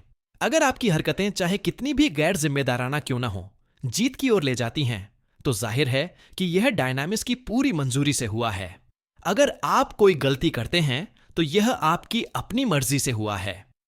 तो अगर मैं सफल हुआ, अर्जुन ने संक्षेप में कहा, यह सुनिश्चित करने के लिए कि उसने बात ठीक से सुनी है, आप श्रेय लेंगे और अगर मैं असफल हुआ तो मैं दोष लूंगा? नहीं, कुलदीप ने उसे आश्वस्त किया। अगर तुम सफल हुए तो श्रेय हम लेंगे और अगर असफल हुए तो दोष तुम लोग ले लो। बिना किसी अंतर के एक भेद। मैं आपकी व्यावहारिकता की प्रशंसा करता हूं सर। आप एक प्रतिभाशाली व्यक्ति हैं सर। बहुत हो गई झूठी चापलूसी शर्मा जी, प्रशिक्षुओं से तो बहुत हो गई। फिर उसने सोच समझकर मास्टरमाइंड की मुद्रा में हाथ जोड़ लिए। अब कड़वा हिस्सा। ओह, मैं उस भाव को जानता हूं, अर्जुन ने सोचा, जिसने उसे बार बार देखा था। तुम हमारी सारी उम्मीदों और सपनों को सबसे नीरस लहजे में कुचल दोगे। शर्मा, तुम जल्दी समझ जाते हो, कुलदीप ने रूखेपन से जवाब दिया। वल्कन को रिहा किया जाना है। वाइवर्न की आंखें गुस्से से चौड़ी हो गईं। पहली बार अर्जुन ने उसे अपना आपा खोते देखा था। उसने हमारे 2 लोगों की हत्या करने की कोशिश की थी? नहीं, बिल्कुल नहीं। वाइवर्न, मैं समझता हूं कि तुम कैसा महसूस कर रहे हो, लेकिन अगर वह अपनी पीठ पर एक थप्पड़ मारकर बच निकलती है तो मैं नौकरी छोड़ दूंगा। जैसे जैसे सन्नाटा गहराता गया, अर्जुन ने देखा कि कुलदीप के कश्मीरी सूट पर लगे गुलाब में कांटे उगने लगे हैं, मानो अपने होल्डर से कूदकर हमला करने को तैयार हों। बेडरूम की खिड़कियों के पास लगे फूलों में भी जान आ गई है, उनकी पंखुड़ियां लहरा रही हैं। यकीन मानिए, ब्लैकथॉर्न ने शांत स्वर में कहा, लेकिन गुस्से की एक झलक भी थी। मैं आपकी निराशा को पूरी तरह समझता हूं। हालांकि मेरे पास इस पर अमल करने की आजादी नहीं है और न ही आपके पास। यह आदेश सीधे सीईओ की तरफ से आया है। राव खुद? लेकिन क्यों? वाइवर्न ने घुटते हुए पूछा। वह अकेली है जो उन्नत कवच बनाना जानती है। अगर उसे मार गिराया गया तो उनका पूरा ऑपरेशन धराशायी हो जाएगा। मेरे पिता वीर से बदला नहीं लेना चाहते, कुलदीप ने आह भरी। हम उसके साथ शांति बनाए रखने के द्वार से गुजर रहे हैं। डॉन राव का मानना है कि एक और सीधा संघर्ष हमें इस घटना को दबाने से कहीं ज्यादा नुकसान पहुंचाएगा, खासकर एटॉमिक कैट के शिकार के बाद। अगर वल्कन हिरासत में रहा तो मार्स और वीनस अपने मालिक को उसके पहाड़ से नीचे उतरने के लिए मना सकते हैं। आज जो हुआ वो बिल्कुल भी शांति भंग करने जैसा नहीं था, वाइवर्न ने कहा। क्या तुम अपने पिता को इस बारे में मना नहीं सकते? मैंने कोशिश की, कुलदीप ने आह भरते हुए जवाब दिया। मैंने अल्फोंस को भी मदद के लिए बुलाया था, लेकिन उससे कुछ नहीं बदला। अगर हमारी टीम में से कोई मर जाता तो बात अलग होती, लेकिन चूंकि तुम्हारे दोनों साथी और वल्कन बच गए, इसलिए उसे चेतावनी देकर जाने दिया जाएगा। अगर उसने या किसी और कैपो ने फिर से ऐसी कोई कोशिश की तो युद्ध शुरू हो जाएगा। वाइवर्न ने आंखें बंद कर लीं और गहरी सांसें लेने लगी। यह अब और नहीं चल सकता कुलदीप। धैर्य रखो वाइवर्न, कुलदीप ने कहा। इस शहर को साफ करने का समय आएगा। आप 2 साल से यही कह रहे हैं, उसने कहा, और मैं यह बात अगले 2 वर्षों तक भी कह सकता हूं, यदि इससे एक और माल्टा को रोका जा सके। माल्टा में क्या हुआ? अर्जुन ने पूछा। उसने अफवाहें तो सुनी थीं, लेकिन कोई विस्तृत जानकारी नहीं। डूब गया। कुलदीप ने आस्तीन के नीचे घड़ी देखते हुए रूखेपन से जवाब दिया। मुझे जाना होगा, वाइवर्न रॉय। कम से कम उसने उस नाम का इस्तेमाल तो बंद कर दिया। ब्लैकथॉर्न के चले जाने और फूलों के फिर से बेजान हो जाने पर अर्जुन ने वाइवर्न की तरफ देखा। सुपर हीरोइन का चेहरा उदास हो गया था। उसकी आंखें निराशा से खिड़की से बाहर झांक रही थीं। वाइवर्न बताओ, अर्जुन खांसते हुए बोला। निजी सुरक्षा के अभिजात वर्ग द्वारा इस्तेमाल किए जाने वाले कवच, यह वल्कन का काम है ना? उसने धीरे से सिर हिलाया। मैंने सुना है कि तुम दोनों करीब थे। हम थे। सुपर हीरोइन ने थोड़ा मुंह बनाया। तुम क्लोजअप वाले हिस्से पर क्यों जोर दे रही हो? लगता है तुम्हारे प्रति उसका जुनून, मुझे नहीं पता, थोड़ा ज्यादा जुनूनी है। वाइवर्न ने अविश्वास से उसकी ओर देखा, फिर उसके मन में एक विचार कौंधा।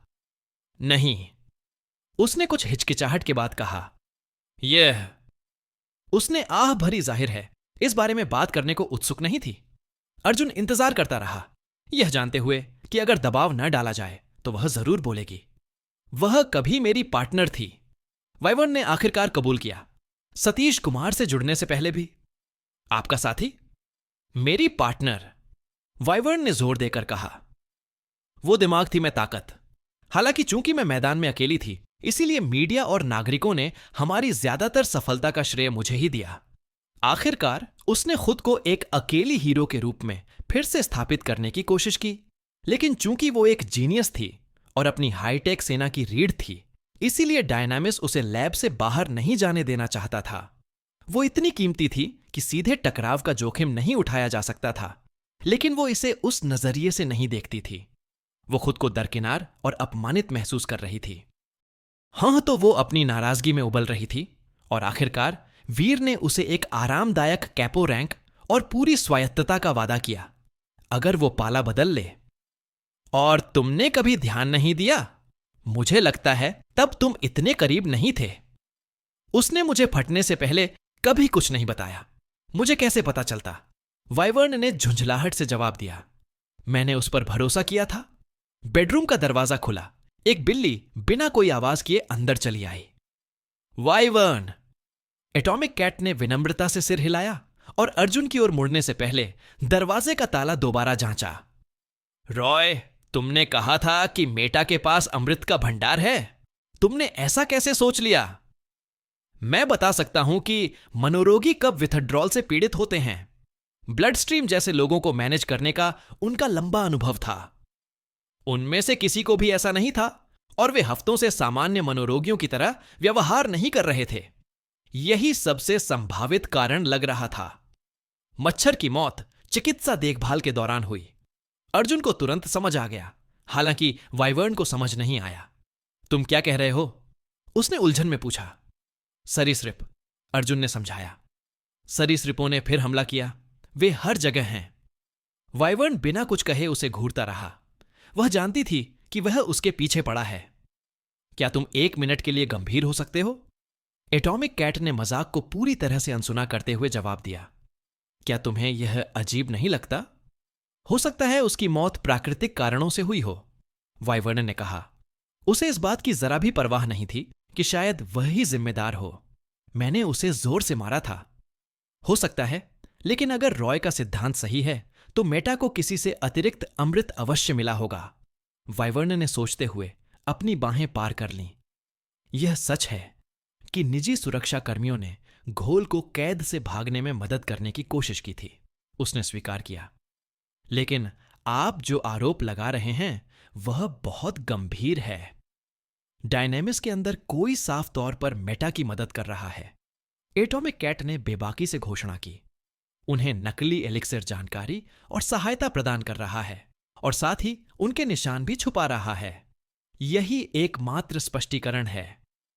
मुझे नहीं पता रोहन, वाइवर्न ने कहा। मुझे नहीं पता। रुको, तुम्हारा नाम रोहन है? अर्जुन ने अपने साथी की तरफ देखते हुए वाइवर्न की बात बीच में ही रोक दी। और तुम्हारे सुपर हीरो का नाम एटॉमिक कैट है? मुझे कोई समस्या नजर नहीं आती, उसने झूठ बोला। अर्जुन ने कुछ नहीं कहा। भले ही चुटकुले खुद लिखे हों, यह बहुत आसान होता। वाइवर्न ने अपनी बात पूरी करने से पहले उसके शांत होने का एक पल इंतजार किया। मुझे इसमें कोई शक नहीं कि डायनेमिस के कुछ विभाग भ्रष्ट हैं और मेटा निजी सुरक्षा अधिकारियों को जानकारी और सहायता देने के लिए पैसे दे सकता है। सुमित भी ऐसा करता है और यह सालों से एक समस्या रही है। हालांकि एलिक्सिर की बात ही कुछ और है। किसी को भी नियमित आपूर्ति सुनिश्चित करने के लिए उन्हें शीर्ष अधिकारियों या प्रमुख लोगों के सहयोग की आवश्यकता होगी, जिनकी कड़ी जांच की जाती है।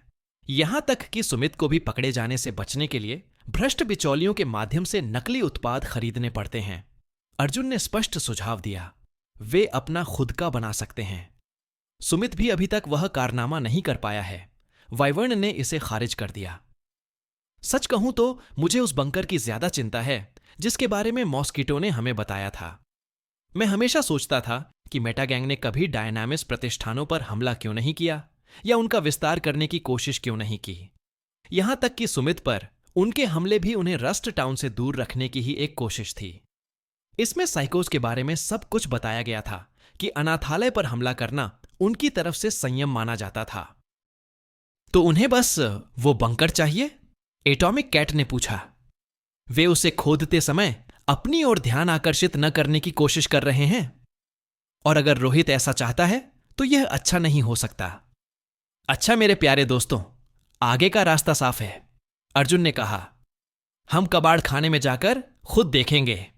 उसकी घबराहट का ठिकाना न रहा, क्योंकि दोनों में से कोई भी इस विचार के लिए उत्सुक नहीं लग रहा था। अगर उन्हें यह बंकर इतना चाहिए तो शायद उन्होंने अपने सभी ताकतवर सैनिकों को कबाड़ खाने में तैनात कर रखा होगा, वाइवर्न ने बताया।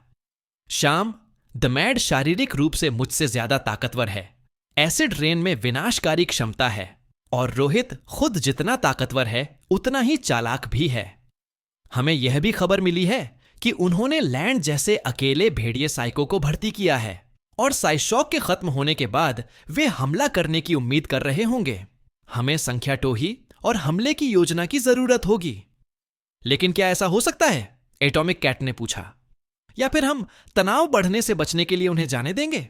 साफ है, कुलदीप ने जाते जाते उसे यह बात बता दी थी। हालांकि सुमित के उलट वाइवर्न इस मामले में आशावादी लग रही थीं। उन्होंने कहा, मेटा वाइवर्न नहीं है। खासकर उस स्टंट के बाद जनता चाहेगी कि हम उनके खिलाफ कार्रवाई करें। उसने बात करना बंद कर दिया और अपने कान का प्लग छू लिया। क्या हुआ? अर्जुन ने पूछा। एक और देर रात का विज्ञापन? यह बंदरगाह है, वाइवर्न ने गंभीरता से कहा। वहां नरसंहार हुआ है। जैसे ही क्षितिज के पार भोर होने लगी और वह अपनी तंद्रा से लड़ने लगा, अर्जुन को एहसास हुआ कि उसे इस तरह की किसी बात का पूर्वानुमान लगाना चाहिए था। उसने हत्यारे को बंदरगाह पर देखा था और बाथिस्फेयर शिपमेंट की योजना कुरियर के आने से बहुत पहले ही बन चुकी थी। बेशक झांबाटो अर्जुन की मौजूदगी के बिना भी इसे जारी रखेगा और घोल की गिरफ्तारी के साथ मेटा ने सरीन को अकेले ही बैठक पर हमला करने के लिए भेज दिया। यह कुछ आसान शिकार करने का सुनहरा अवसर प्रतीत हुआ होगा। रॉय और उसकी बिल्ली रोहन द एटॉमिक कैट ने आगे की यात्री सीट पर बुदबुदाया जब अर्जुन ने बंदरगाह के चारों ओर डायनामिस द्वारा स्थापित सुरक्षा घेरे के पास गाड़ी खड़ी की। मुझे तुम पर मुकदमा कर देना चाहिए। अर्जुन ने सीधे उसकी आंखों में देखा। तुम्हारा नाम रोहन है कैट? मतलब किस्मत, एटॉमिक कैट ने विरोध किया। तुम मुझे कभी भी यह बात भूलने नहीं दोगे, है ना? नहीं, कभी नहीं। तो फिर मैं अब से तुम्हें क्विकी कहूंगा। मैं साफ साफ कहूंगा। अर्जुन ने आह भरी। इससे तो ऐसा लग रहा है जैसे तुम्हें मुझसे कुछ लगाव है। अरे नहीं, एटॉमिक कैट ने व्यंग्य से भरी आवाज में जवाब दिया। मैं किसी के साथ ऐसा नहीं चाहता। तुम बहुत बुरे हो। तुम वैसे भी मेरा आधा भी नहीं संभाल पाओगे। यकीन मानो, किटी, अगर मैं तुम्हें ले गया तो अनुभव इतना तीव्र होगा कि तुम फिर कभी किसी लड़की का आनंद नहीं ले पाओगी।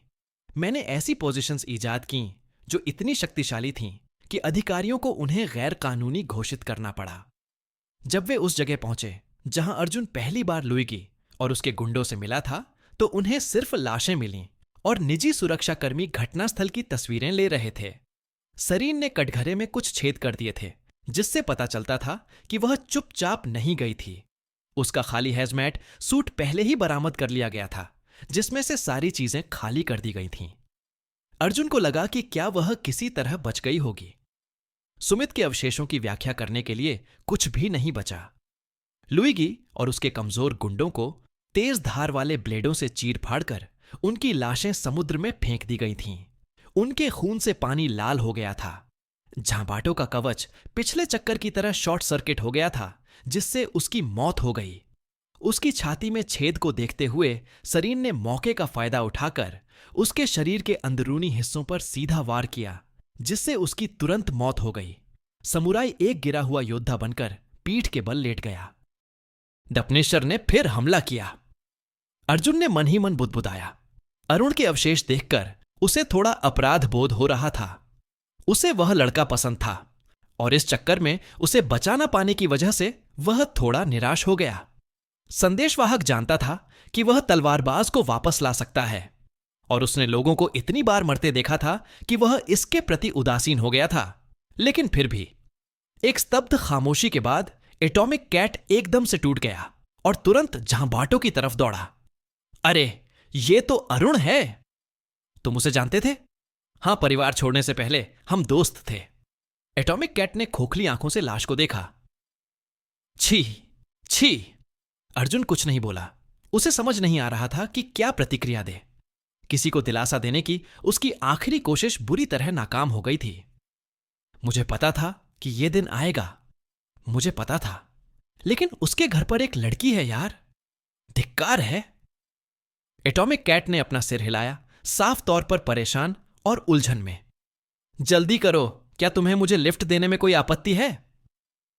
तुम उसकी गर्लफ्रेंड को देखना चाहते हो? अर्जुन ने अनुमान लगाया। हां, मेरा मानना है कि किसी पुराने दोस्त को यह खबर देनी चाहिए। भले ही मैंने वह पुल जला दिया हो, अरुण तो इसका हकदार था। अर्जुन अपने साथी की ओर मुड़ा। उसे याद आया कि पिछली बार अरुण के घर पर उसकी भी मौत कैसे हुई थी। यह अच्छा विचार नहीं है। एटॉमिक कैट विरोध करने को तैयार दिख रहा था, लेकिन उसकी तारीफ में यह था कि उसने कुरियर की बातों पर तार्किक रूप से विचार किया। तुम्हें लगता है कि वे अगला निशाना उसे ही बनाएंगे? हां। इस आपदा ने पुष्टि की कि हत्यारा विशेष रूप से अर्जुन के पीछे नहीं था, बल्कि सुमित से जुड़े जीनोम के पीछे था। कुरियर को गुप्त शत्रु न होने से थोड़ा दुख हुआ, हालांकि इससे यह स्पष्ट नहीं हुआ कि उस रहस्यमयी सतर्क व्यक्ति ने उसकी कूलडाउन सीमा का पता कैसे लगाया। डायनामिस के अलावा कौन इतना पागल हो सकता है कि वीर जैसे शक्तिशाली संगठन से मुकाबला कर सके और अर्जुन को इतना जान सके कि उसका समय समझ सके? तभी यह बात समझ में आई। ओह, अर्जुन जोर से बोला। बिल्कुल नहीं। क्या? मुझे लगता है, मुझे पता है कि यह किसने किया। अर्जुन ने अपना सेल फोन खोलते हुए जवाब दिया, जो कि अद्भुत भी है और डरावना भी। एक तरफ इसका मतलब था अनलॉक करने का एक और रास्ता, लेकिन दूसरी तरफ, हां, बॉस की लड़ाइयां बहुत भयानक होंगी। एटॉमिक कैट ने अपनी उंगलियां चटकाईं। तो हम क्या करें? अर्जुन ने उसे अपना मोबाइल फोन और वह जगह दिखाई जहां से उसने हैकर का आईपी एड्रेस ट्रैक किया था। हम शेर को उसकी ही मान में पकड़ते हैं, बिल्कुल। यह वे नहीं हो सकते। अर्जुन ने अपनी कार की डिक्की में ढूंढा और आखिरकार अपने गुप्त हथियार हाथ लग गए। उसकी कॉयल गन और आटे का एक थैला। सोनू सिंह के कार्निवल के बारे में क्या जानते हो मेरे बिल्ली के दोस्त? ये घुमक्कड़ नायक हैं जो लुटेरों, सरदारों, खतरनाक जीनोम और मनोरोगियों से लड़ रहे हैं। एटॉमिक कैट ने कार से पीठ टिकाकर जवाब दिया। ये समुदायों की मुफ्त में मदद करते हैं, फिर आगे बढ़ जाते हैं। ये आधुनिक भटके हुए शूरवीर हैं, हत्यारे नहीं। यह सच है, अर्जुन ने स्वीकार किया। यही वजह थी कि वह एक समूह के रूप में उनका सम्मान करता था, भले ही उन्होंने उसे कितनी ही परेशानियां दी हों। लेकिन वे व्यावहारिक शूरवीर भी हैं। जब वे लड़ते हैं तो वे अपने मुक्कों को नहीं रोकते। वे जोरदार और तेज वार करते हैं और ज्यादातर जीनोम्स के उलट वे असल में छोटी इकाइयों वाली रणनीति अपनाते हैं। आप ऐसे बोल रहे हैं जैसे आपने उनसे लड़ाई की हो। मैंने किया और उन्होंने उसे काफी रीसेट दिए, खासकर उसके शुरुआती लूप्स में। 4 साल पहले जब उन्होंने ब्लड स्ट्रीम को मारा था तब मैं वहां मौजूद था और गोलीबारी में फंस गया था। वैसे तो मुझे दिलचस्प चीजों के बीच रहना अच्छा लगता है, लेकिन उस दिन मुझे अपनी एक बहुत ही प्यारी चीज की कीमत चुकानी पड़ी। कुछ या कोई? तेज बिल्ली। यह वही दिन था जब अर्जुन ने अपना अमृत पिया था जो उसने उस आपदा से बचने के लिए पिया था। उस समय वह अपने बचाव बिंदु पर पूरी तरह नियंत्रण नहीं रख पाया था और अंततः एक अनुपयुक्त मार्ग में फंस गया जिसने उसे कृष से अलग कर दिया। यह विचार मन में आते ही अर्जुन ने भूमध्य सागर की ओर देखा, जहां उगते हुए भोर की किरणें उसके पानी पर पड़ रही थीं। पता चला कि हत्यारे ने रस्ट टाउन और पुराने बंदरगाह के बीच एक जहाज के कब्रिस्तान में अपना अड्डा बना लिया था। किनारे पर उसने जो सुपर टैंकर देखा था वह सेना का पहला जहाज ही था। टैंकरों, नावों और यहां तक कि हवाई जहाजों के धातु के छिलके खारे पानी से जंग खाए रेतीले किनारे पर कतार में रखे हुए थे। बार्नाकल्स ने जहाजों और एयरबस विमानों के पेट पर अपना घर बना लिया था। हर स्टील के टुकड़े के बीच छोटी छोटी गलियां थीं।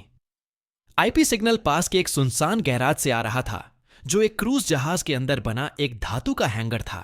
शायद किसी तरह की चॉप शॉप जो छिलकों को इकट्ठा करके उनके पुर्जे बेचती थी। उत्तर दिशा में बरसाती विषैले बादल दिखाई दिए। हालांकि अजीब बात यह थी कि वे हवा के विपरीत दिशा में बंदरगाह की ओर बढ़ रहे थे। क्या यह डायनामिक्स का काम था जो रस्ट टाउन से प्रदूषण को दूर उड़ा रहा था? एटॉमिक कैट ने अपनी बाहें क्रॉस करके कुछ याद किया। पापा ने एक बार मुझे बताया था कि उन्होंने सालों पहले पायल को गोद लेने से पहले उनके असली लाइनअप से लड़ाई की थी। उस समय वीर अभी भी अपनी ताकत बढ़ा रहा था। उसने कार्निवल के आधे सदस्यों को मार डाला था और बाकी को भगा दिया था। खैर, वे काम खत्म करने के लिए वापस आ गए थे। देर आए दुरुस्त आए। लेकिन मैंने कभी ग्लास मैनिपुलेटर के बारे में कुछ नहीं सुना। उनके पास बहुत सारे बदलाव हैं, इसीलिए यह कोई नया भर्ती हो सकता है, अर्जुन ने जवाब दिया। अदृश्यता और इस तथ्य को देखते हुए कि वे अक्सर बम या साधारण तरीकों से हत्याएं करते हैं, ऐसा जीनोम विश्वसनीय रूप से रडार के नीचे उड़ सकता है, खासकर अगर सभी गवाह मर जाते हैं। मैं कार को पास नहीं ला सकता या स्क्रीन वाली कोई चीज नहीं ले जा सकता। मुझे पूरा यकीन है कि वे एक बड़े दायरे में कांच का पता लगा सकते हैं और उसे नियंत्रित कर सकते हैं। कितना विशाल? पता नहीं, अर्जुन ने जवाब दिया और अपना मोबाइल फोन सभी इलेक्ट्रॉनिक उपकरणों के साथ पीछे की सीट पर फेंक दिया। उसने सिर्फ परमाणु बम और खरगोश का खिलौना रखा। हो सकता है उन्हें पता भी हो कि हम यहां पहले से ही हैं। ठीक है, तो मैं कार के पास ही रहूंगा और अगर तुमने आधे घंटे के अंदर कोई संकेत नहीं भेजा तो मैं वाइवर्न को मदद के लिए बुलाऊंगा। एटॉमिक कैट ने फैसला किया। तुम्हारे मास्क वाले चश्मे का क्या? बेवकूफ, ये कांच के नहीं बने हैं, अर्जुन ने जवाब दिया। ये एलियन चीजें हैं। ठीक है, और क्या वो आटा है? एटॉमिक कैट ने अर्जुन के खिलौनों को देखकर भौहें चढ़ाईं। क्या तुम उनके लिए केक बनाना चाहोगे? वे कभी भी यह नहीं देख पाएंगे। एटॉमिक कैट हल्के से मुस्कुराई। मुझे पता है तुम मेरी बात नहीं सुनोगे, लेकिन प्लीज कोई बेवकूफी मत करना। चिंता मत करो, मेरे पास तुम्हारे 9 लोगों से अधिक जीवन है, अर्जुन ने जवाब दिया। अपना सामान पैक किया और गैरेज में चला गया। हालांकि अगर हालात उसे बेचैन नहीं कर रहे थे तो वह झूठ बोल रहा होगा। कार्निवल के सदस्य शक्तिशाली जीनोम थे और वह हत्यारा उसे पहले ही 2 बार मार चुका था। एक गलत कदम से एक और रीसेट हो सकता था और उनके पिछले इतिहास ने उसे तनाव में डाल दिया था। जैसे ही वह बंद दरवाजे के पास पहुंचा, अर्जुन को एहसास हुआ कि अब चुपके से मिशन पर जाने का सही समय है, लेकिन उसे पूरा यकीन था कि यह बेकार है और उसके पास इसके लिए कभी धैर्य नहीं था। इसके बजाय उसने अपनी कॉइल गन से ताले पर गोली चला दी, जिससे विद्युत चुंबकीय प्रक्षेपास्त्र सीधा स्टील में जा लगा। बूढ़ों के लिए कोई देश नहीं, वह गैराज में घुसते हुए चिल्लाया और हथियार उठा लिया। फिल्म के उलट किसी ने भी दरवाजे के पास से बंदूक लेकर उसका स्वागत नहीं किया। दरअसल गैराज में कार इंजन या जहाज के कोई पुर्जे भी नहीं थे। इसके बजाय इसमें कई कंप्यूटर सर्वर रखे गए, कुल मिलाकर दर्जनों स्पष्ट रूप से झूरी रिग्ड और एक स्वायत्त विद्युत जनरेटर से जुड़े हुए। 2 एयर कंडीशनर उन्हें ठंडा रखने के लिए काम कर रहे थे, जबकि तार जमीन में एक छेद से गुजर रहे थे जो संभवतः सिस्टम को डायनामिक्स के भूमिगत केबलों से जोड़ रहे थे। बीच में एक विशाल मेज और एक कुर्सी थी जिसके चारों ओर जालियां लगी हुई थीं।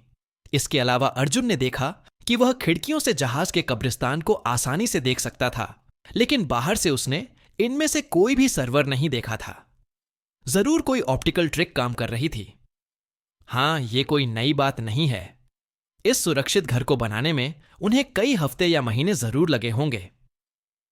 अर्जुन कंप्यूटर के पास गया, जहां 5 अलग अलग स्क्रीन पर एक उबाऊ स्क्रीन सेवर दिखाई दे रहा था। ऐसा लग रहा था कि उसने ऑपरेशन का भंडाफोड़ कर दिया है और रहस्यमय हत्यारा भाग गया है, या ऐसा वे चाहते थे कि वह ऐसा सोचे।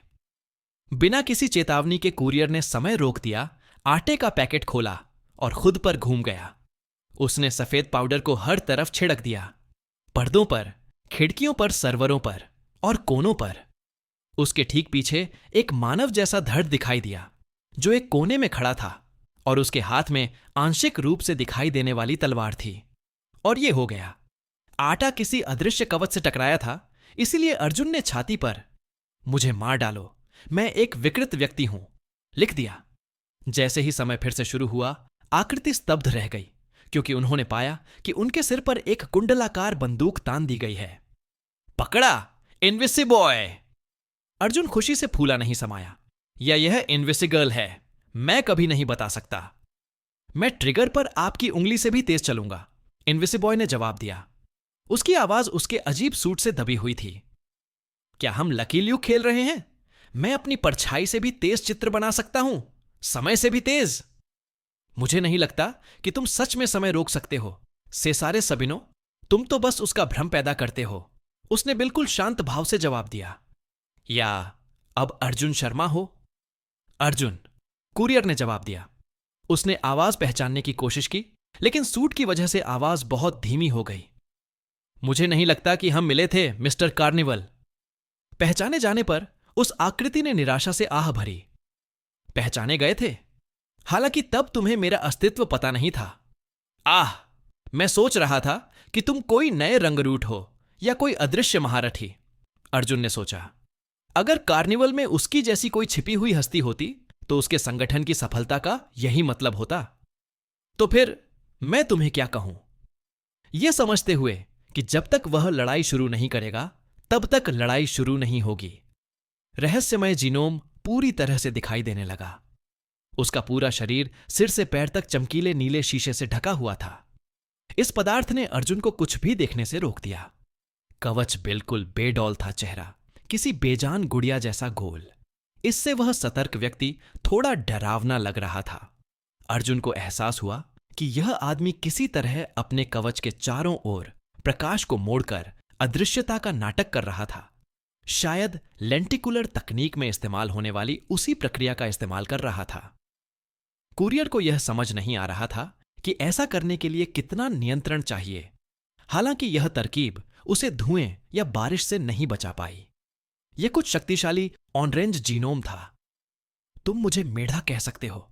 शीशे वाले ने अपना सिर एक तरफ झुका लिया।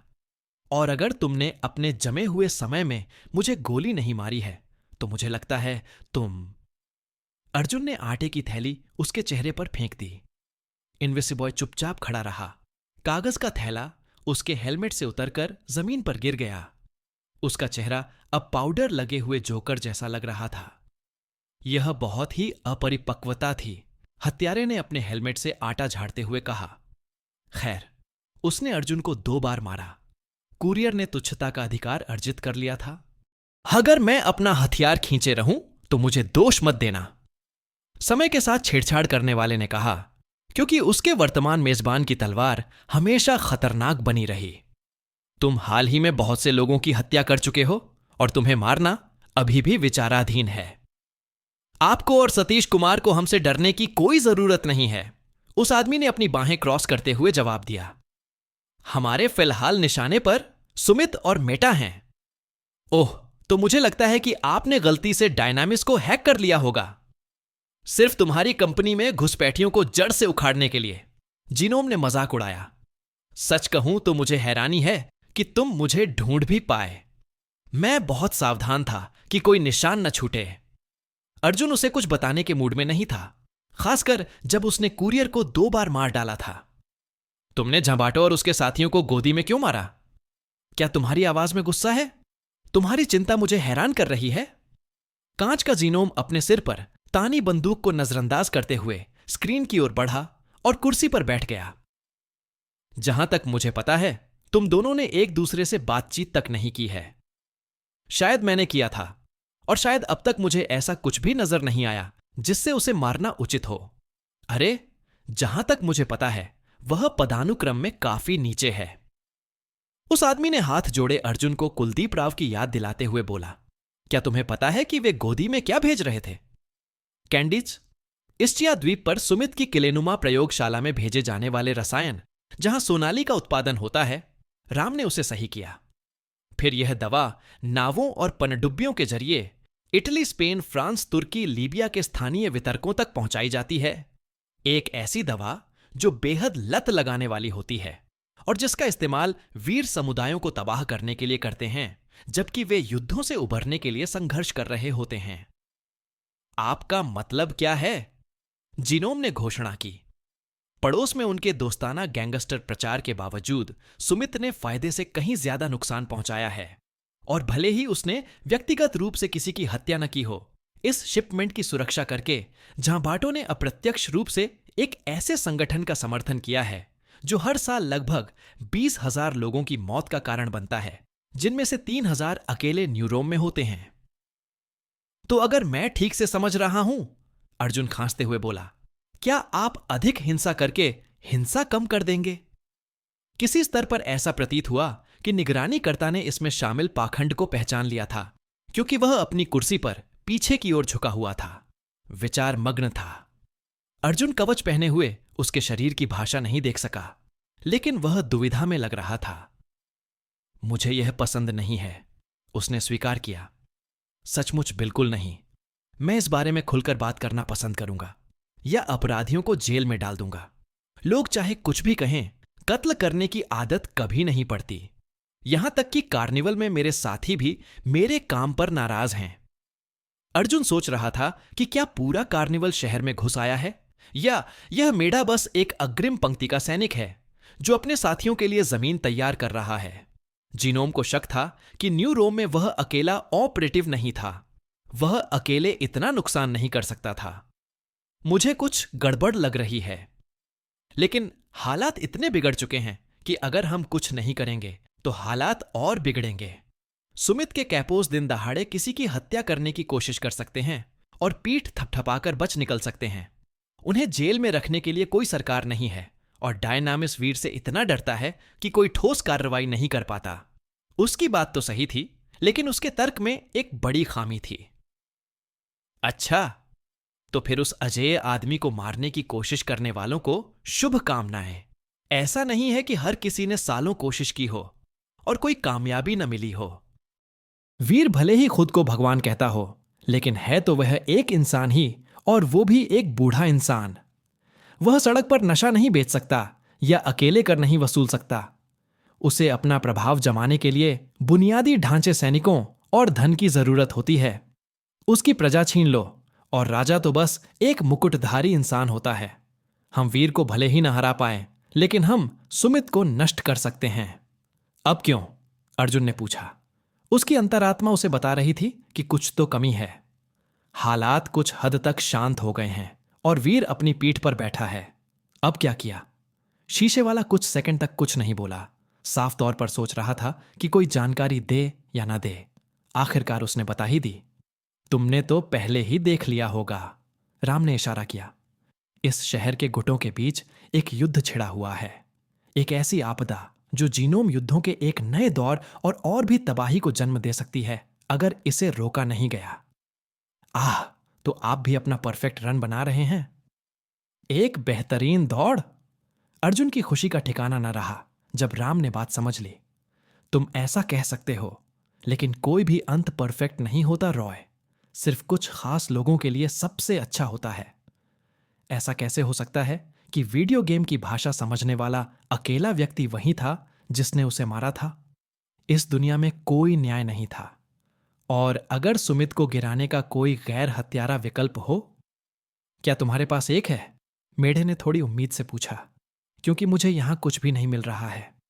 इस बार नहीं, अर्जुन ने जवाब दिया, लेकिन मैं उसे ढूंढ लूंगा, वादा करता हूं। राम कुछ सेकंड तक उसे चुपचाप देखता रहा। उसकी तारीफ में वह इस विचार के लिए तैयार लग रहा था। ठीक है, अगर आप सुमित के ऑपरेशन को बिना किसी की जान लिए पंगु बनाने का कोई तरीका ढूंढ भी लेते हैं तो हां, मैं इसे ले लूंगा। अच्छा, कम से कम वह कोई ऐसा दंडक तो नहीं था जो कूटनीतिक प्रयासों से अछूता हो। अर्जुन पहले से ही कृष्ण तक पहुंचने का सही रास्ता देख सकता था और स्थिति को कैसे शांत किया जाए यह भी समझ सकता था। वरना मैं तुमसे कहूंगा कि इस जगह या न्यू रोम में मेरी मौजूदगी का खुलासा मत करो, उस निगरानीकर्ता ने समझाया। हमें तुम्हारे या सतीश कुमार के खिलाफ कुछ नहीं है। दरअसल तुम्हारी टीम से तोड़फोड़ करने वालों का सफाया हो जाने के बाद मुझे न्यू रोम को एक बेहतर जगह बनाने में सहयोग करने में खुशी होगी। हालांकि अगर तुम सुमित या मेटा की तरफ चले गए तो हमारे बीच मारपीट हो सकती है। तुम इतने शक्तिशाली जीनोम हो कि तुम्हें जल्दी ही खत्म नहीं किया जा सकता। अर्जुन एक पल के लिए चुप रहा।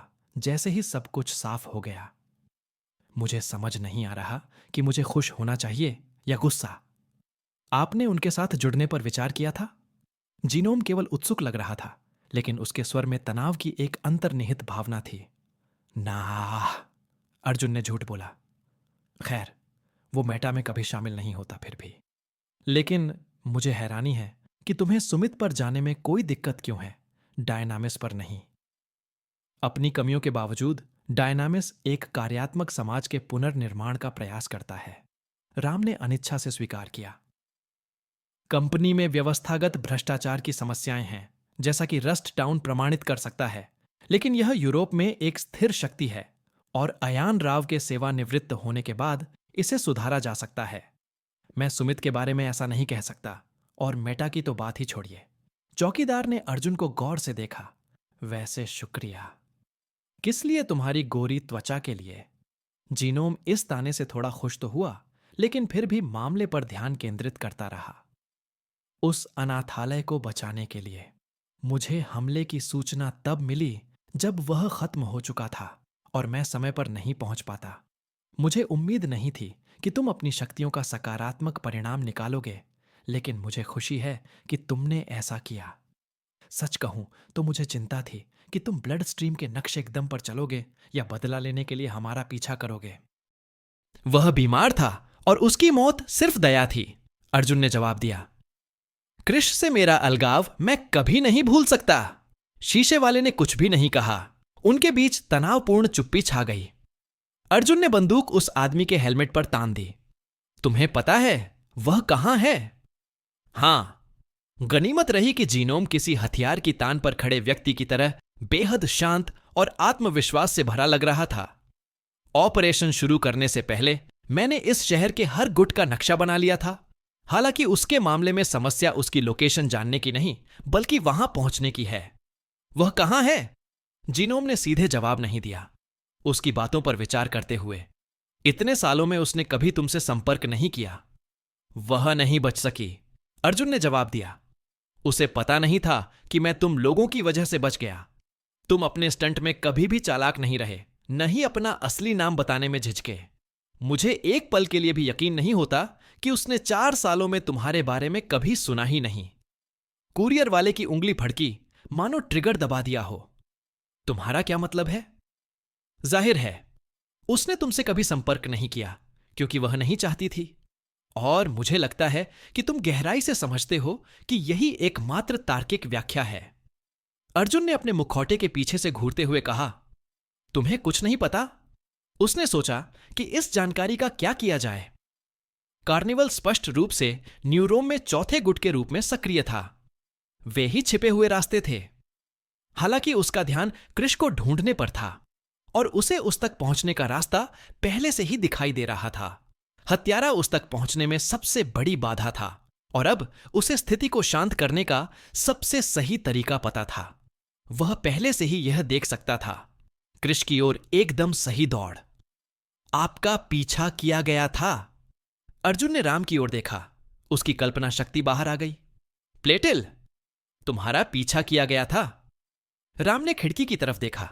बाहर से बारिश की तेज बौछारें पड़ रही थीं। पीला हरा पानी छूते ही शीशे को जंग लगा रहा था और धातु की दीवारों पर भी वार कर रहा था। नहीं, पानी नहीं, अम्ल। नामुमकिन है गाड़ी चलाते या फोन इस्तेमाल करते वक्त वो काफी सावधानी बरतता था। जब तक डीएनए ट्रैकर। अर्जुन को एहसास हुआ। वह जानता था कि उसे बारीक अक्षरों में लिखी बात पढ़नी चाहिए थी। बाहर एक धमाका गूंजा जिससे अर्जुन को पता चला कि एटॉमिक कैट इस समय अपनी जान बचाने के लिए संघर्ष कर रहा है। बिना कुछ कहे राम अदृश्य हो गया। उसके कवच पर लगा सारा आटा उसकी मेज के किनारे गिर गया। उसने उसे झटकने के लिए कांच की परतों में फेरबदल किया होगा। अर्जुन ने अपना हथियार उठाया और दरवाजे से भागने ही वाला था कि तभी उसे ऊपर से एक तेज आवाज सुनाई दी। छत पर कुछ रेंगता हुआ उसकी ओर आ रहा था। बिना किसी चेतावनी के एक तार का तंतु गैराज की छत को तोड़ता हुआ अर्जुन के सिर की ओर बढ़ा। अर्जुन सर्वरों की ओर कूदा, लहराते तारों से बचता हुआ, जबकि उसके चारों ओर की खिड़कियां टूट रही थीं। बाहर किसी ने गैराज पर गोलियां चला दी थीं। गोलियां दीवारों को भेदती हुई अंदर के कंप्यूटरों को नुकसान पहुंचा रही थीं। अगर यह पपराजी है, कुरियर ने छत पर अपनी कॉयल गन उठाते हुए शिकायत की। यह रहा मेरा ऑटोग्राफ। उसने गोलियां चलाईं। प्रक्षेपास्त्र छत से होकर गुजरे और कांच के टुकड़ों ने छत के छेदों को ढकने के लिए उड़ती हुई दीवारें बना दी। हालांकि तेजाब की बारिश ने उन्हें जल्दी ही जंग लगा दिया। तरल पदार्थ एक सर्वर पर गिरा और बिजली की आग लग गई। छत पर तारों का एक विशालकाय ढेर खड़ा था, जिसकी दुष्ट आंखें बचे हुए छेदों में से एक से कुरियर को घूर रही थीं। अर्जुन ने पलकें झपकाईं। क्या तुम दिमाग से मरी हुई नहीं हो, साइप्सी? मैंने तुमसे कहा था, साइशॉक ने जवाब दिया। उसकी रोबोटिक आवाज में गुस्से का एक गहरा भाव था। जैसे ही उसने अपने तार जैसे तंतु उठाए, ऊपर से वह एक एलियन मेटल स्क्विड जैसा दिख रहा था। मैं ठीक हो जाता हूं। अच्छा, इसका मतलब है कि मुझे तुम्हें 2 बार मारना होगा। अर्जुन हमेशा हर चीज का उज्जवल पक्ष देखते थे। कुरियर को हैरानी हुई कि साइको की प्लास्टिक सर्जरी में किसने मदद की। खोपड़ी का आकार थोड़ा बदल गया था और वह पतली हो गई थी। या तो टेलीपैथ का पुनर्जनन ठीक से नहीं हुआ था, या फिर कुरियर के अनुमान से उसकी शक्तियां अलग थीं। और तो और डायनामिस ने उसकी लाश अध्ययन के लिए बरामद कर ली थी। वह इतनी जल्दी कैसे भाग निकला कि यह घात लगा बैठा? कुछ तो समझ नहीं आ रहा था। अर्जुन के समय को रोकने से पहले ही साइशॉक ने अपना सिर आंखों से ओझल कर लिया, जिससे कुरियर के लिए म्यूटेंट के एकमात्र महत्वपूर्ण हिस्से पर निशाना लगाना मुश्किल हो गया। साइको का बैकअप बाहर से लगातार गोलियां दाग रहा था, जिससे उसे दबाने वाली आग मिल रही थी। इससे कोई मदद नहीं मिली। अदृश्य गधे ने बारिश और साइको को बाहर रखने के लिए अपनी तरफ से पूरी कोशिश करके कांच की दीवारें बनाईं, लेकिन सिलिका ज्यादा देर तक नहीं टिकी। यह निर्णय करते हुए कि वह साइशॉक द्वारा ब्रेन जैक किए जाने के बजाय एसिड वर्षा का जोखिम उठाना अधिक पसंद करेगा। कुरियर ने छत पर कुछ प्रोजेक्टाइल दागे जमी हुई गोलियों को चकमा दिया, फिर बाहर की ओर भागा। जहां तक उसकी नजर जा रही थी, आसमान में जहरीले बादल छाए हुए थे। जहाज के कब्रिस्तान पर तेजाब की बौछार कर रहे थे और धातु के छिलकों को जंग लगा रहे थे। उस जगह का एक बड़ा हिस्सा धुएं में डूब गया था, शायद नान की वजह से। अर्जुन को उम्मीद थी कि साइशॉक अपने साथ लाए गए किसी भी सहयोगी के सामने किटी अपनी जगह बना लेगी। गोलीबारी का स्रोत 2 यांत्रिक शिकारी कुत्ते थे। एक एयरबस के खोल के ऊपर खड़ा था और दूसरा जमीन पर। वे कुत्तों जैसे ही थे, बस उनकी आंखों के लिए एक कांच का छज्जा था। उनकी पीठ पर एक मशीन गन लगी थी और पेट पर गोला बारूद के डिब्बे थे।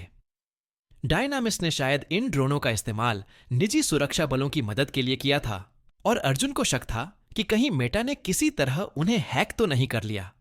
जब समय फिर से शुरू हुआ तो कुरियर ने महसूस किया कि उसके कपड़ों पर अम्लीय वर्षा टपक रही है, जो उसकी टोपी और मास्क को खा रही है। अर्जुन के कपड़े उसे अम्ल से ज्यादा सुरक्षा नहीं दे रहे थे और घुलने भी लगे थे। चूंकि उसे ऐसे किसी प्राकृतिक अम्ल के बारे में पता नहीं था, कुरियर ने अनुमान लगाया कि यह एक अनोखी रासायनिक संरचना है, शायद किसी संतरे के जीनोम से। बिना ढके कुछ मिनट वह पनीर के टुकड़े जैसा दिखने लगेगा। गैराज के ऊपर खड़े साइशॉक ने उसका पीछा करने की कोशिश की, लेकिन उसके दिमाग पर लगे कांच के भाले से बचने के लिए उसे पीछे हटना पड़ा। वर्कशॉप से एक उड़ती हुई आकृति निकली और उसने तैरते हुए टुकड़ों से साइको पर हमला कर दिया। मेढे ने साइशॉक पर कब्जा कर लिया, हालांकि तेजाब की बारिश ने उसे अपनी अदृश्यता का इस्तेमाल करने से रोक दिया था। जर ने उस सतर्क व्यक्ति के कांच के कवच को जंग लगा दिया, जिससे वह सबको दिखाई देने लगा। फिर भी वह अपनी मशीनों से कांच और सिलिका को नियंत्रित कर पा रहा था और साइको को व्यस्त रखने के लिए तेज प्रक्षेपियों की एक पूरी बौछार बुला रहा था। साइशॉक तेजाब की बारिश से अछूता लग रहा था और कांच के भालों और ब्लेडों से बचने के लिए तेज गति से आगे बढ़ रहा था। इस बीच ड्रोन की मशीनगनों ने अर्जुन पर गोलियां चला दी, जिसने जहाज के खोल पर मौजूद मशीन गन को निशाना बनाकर और अपनी कॉइल गन का ट्रिगर दबाकर जवाबी कार्रवाई की। सामान्य गोलियों से तेज और ज्यादा शक्तिशाली प्रक्षेपास्त्र रोबो हाउंड के चेहरे को चीरता हुआ उसके पिछवाड़े से बाहर निकला, जिससे उसके सर्किट में छेद हो गया। दूसरा इधर उधर उछल कूद कर रहा था, अपनी इच्छानुसार गोलियां चला रहा था। अर्जुन ने सीटी बजाई, उसकी कार धुएं से बाहर निकलकर उसकी ओर दौड़ी। तेजाब की बारिश ने उसकी खिड़कियों को जला दिया था और पेंट को नुकसान पहुंचाया था, जिससे कुरियर बहुत भयभीत हो गया था। फिर भी मशीन हाउंड अर्जुन की गोलियों और गाड़ी दोनों से बच नहीं सका।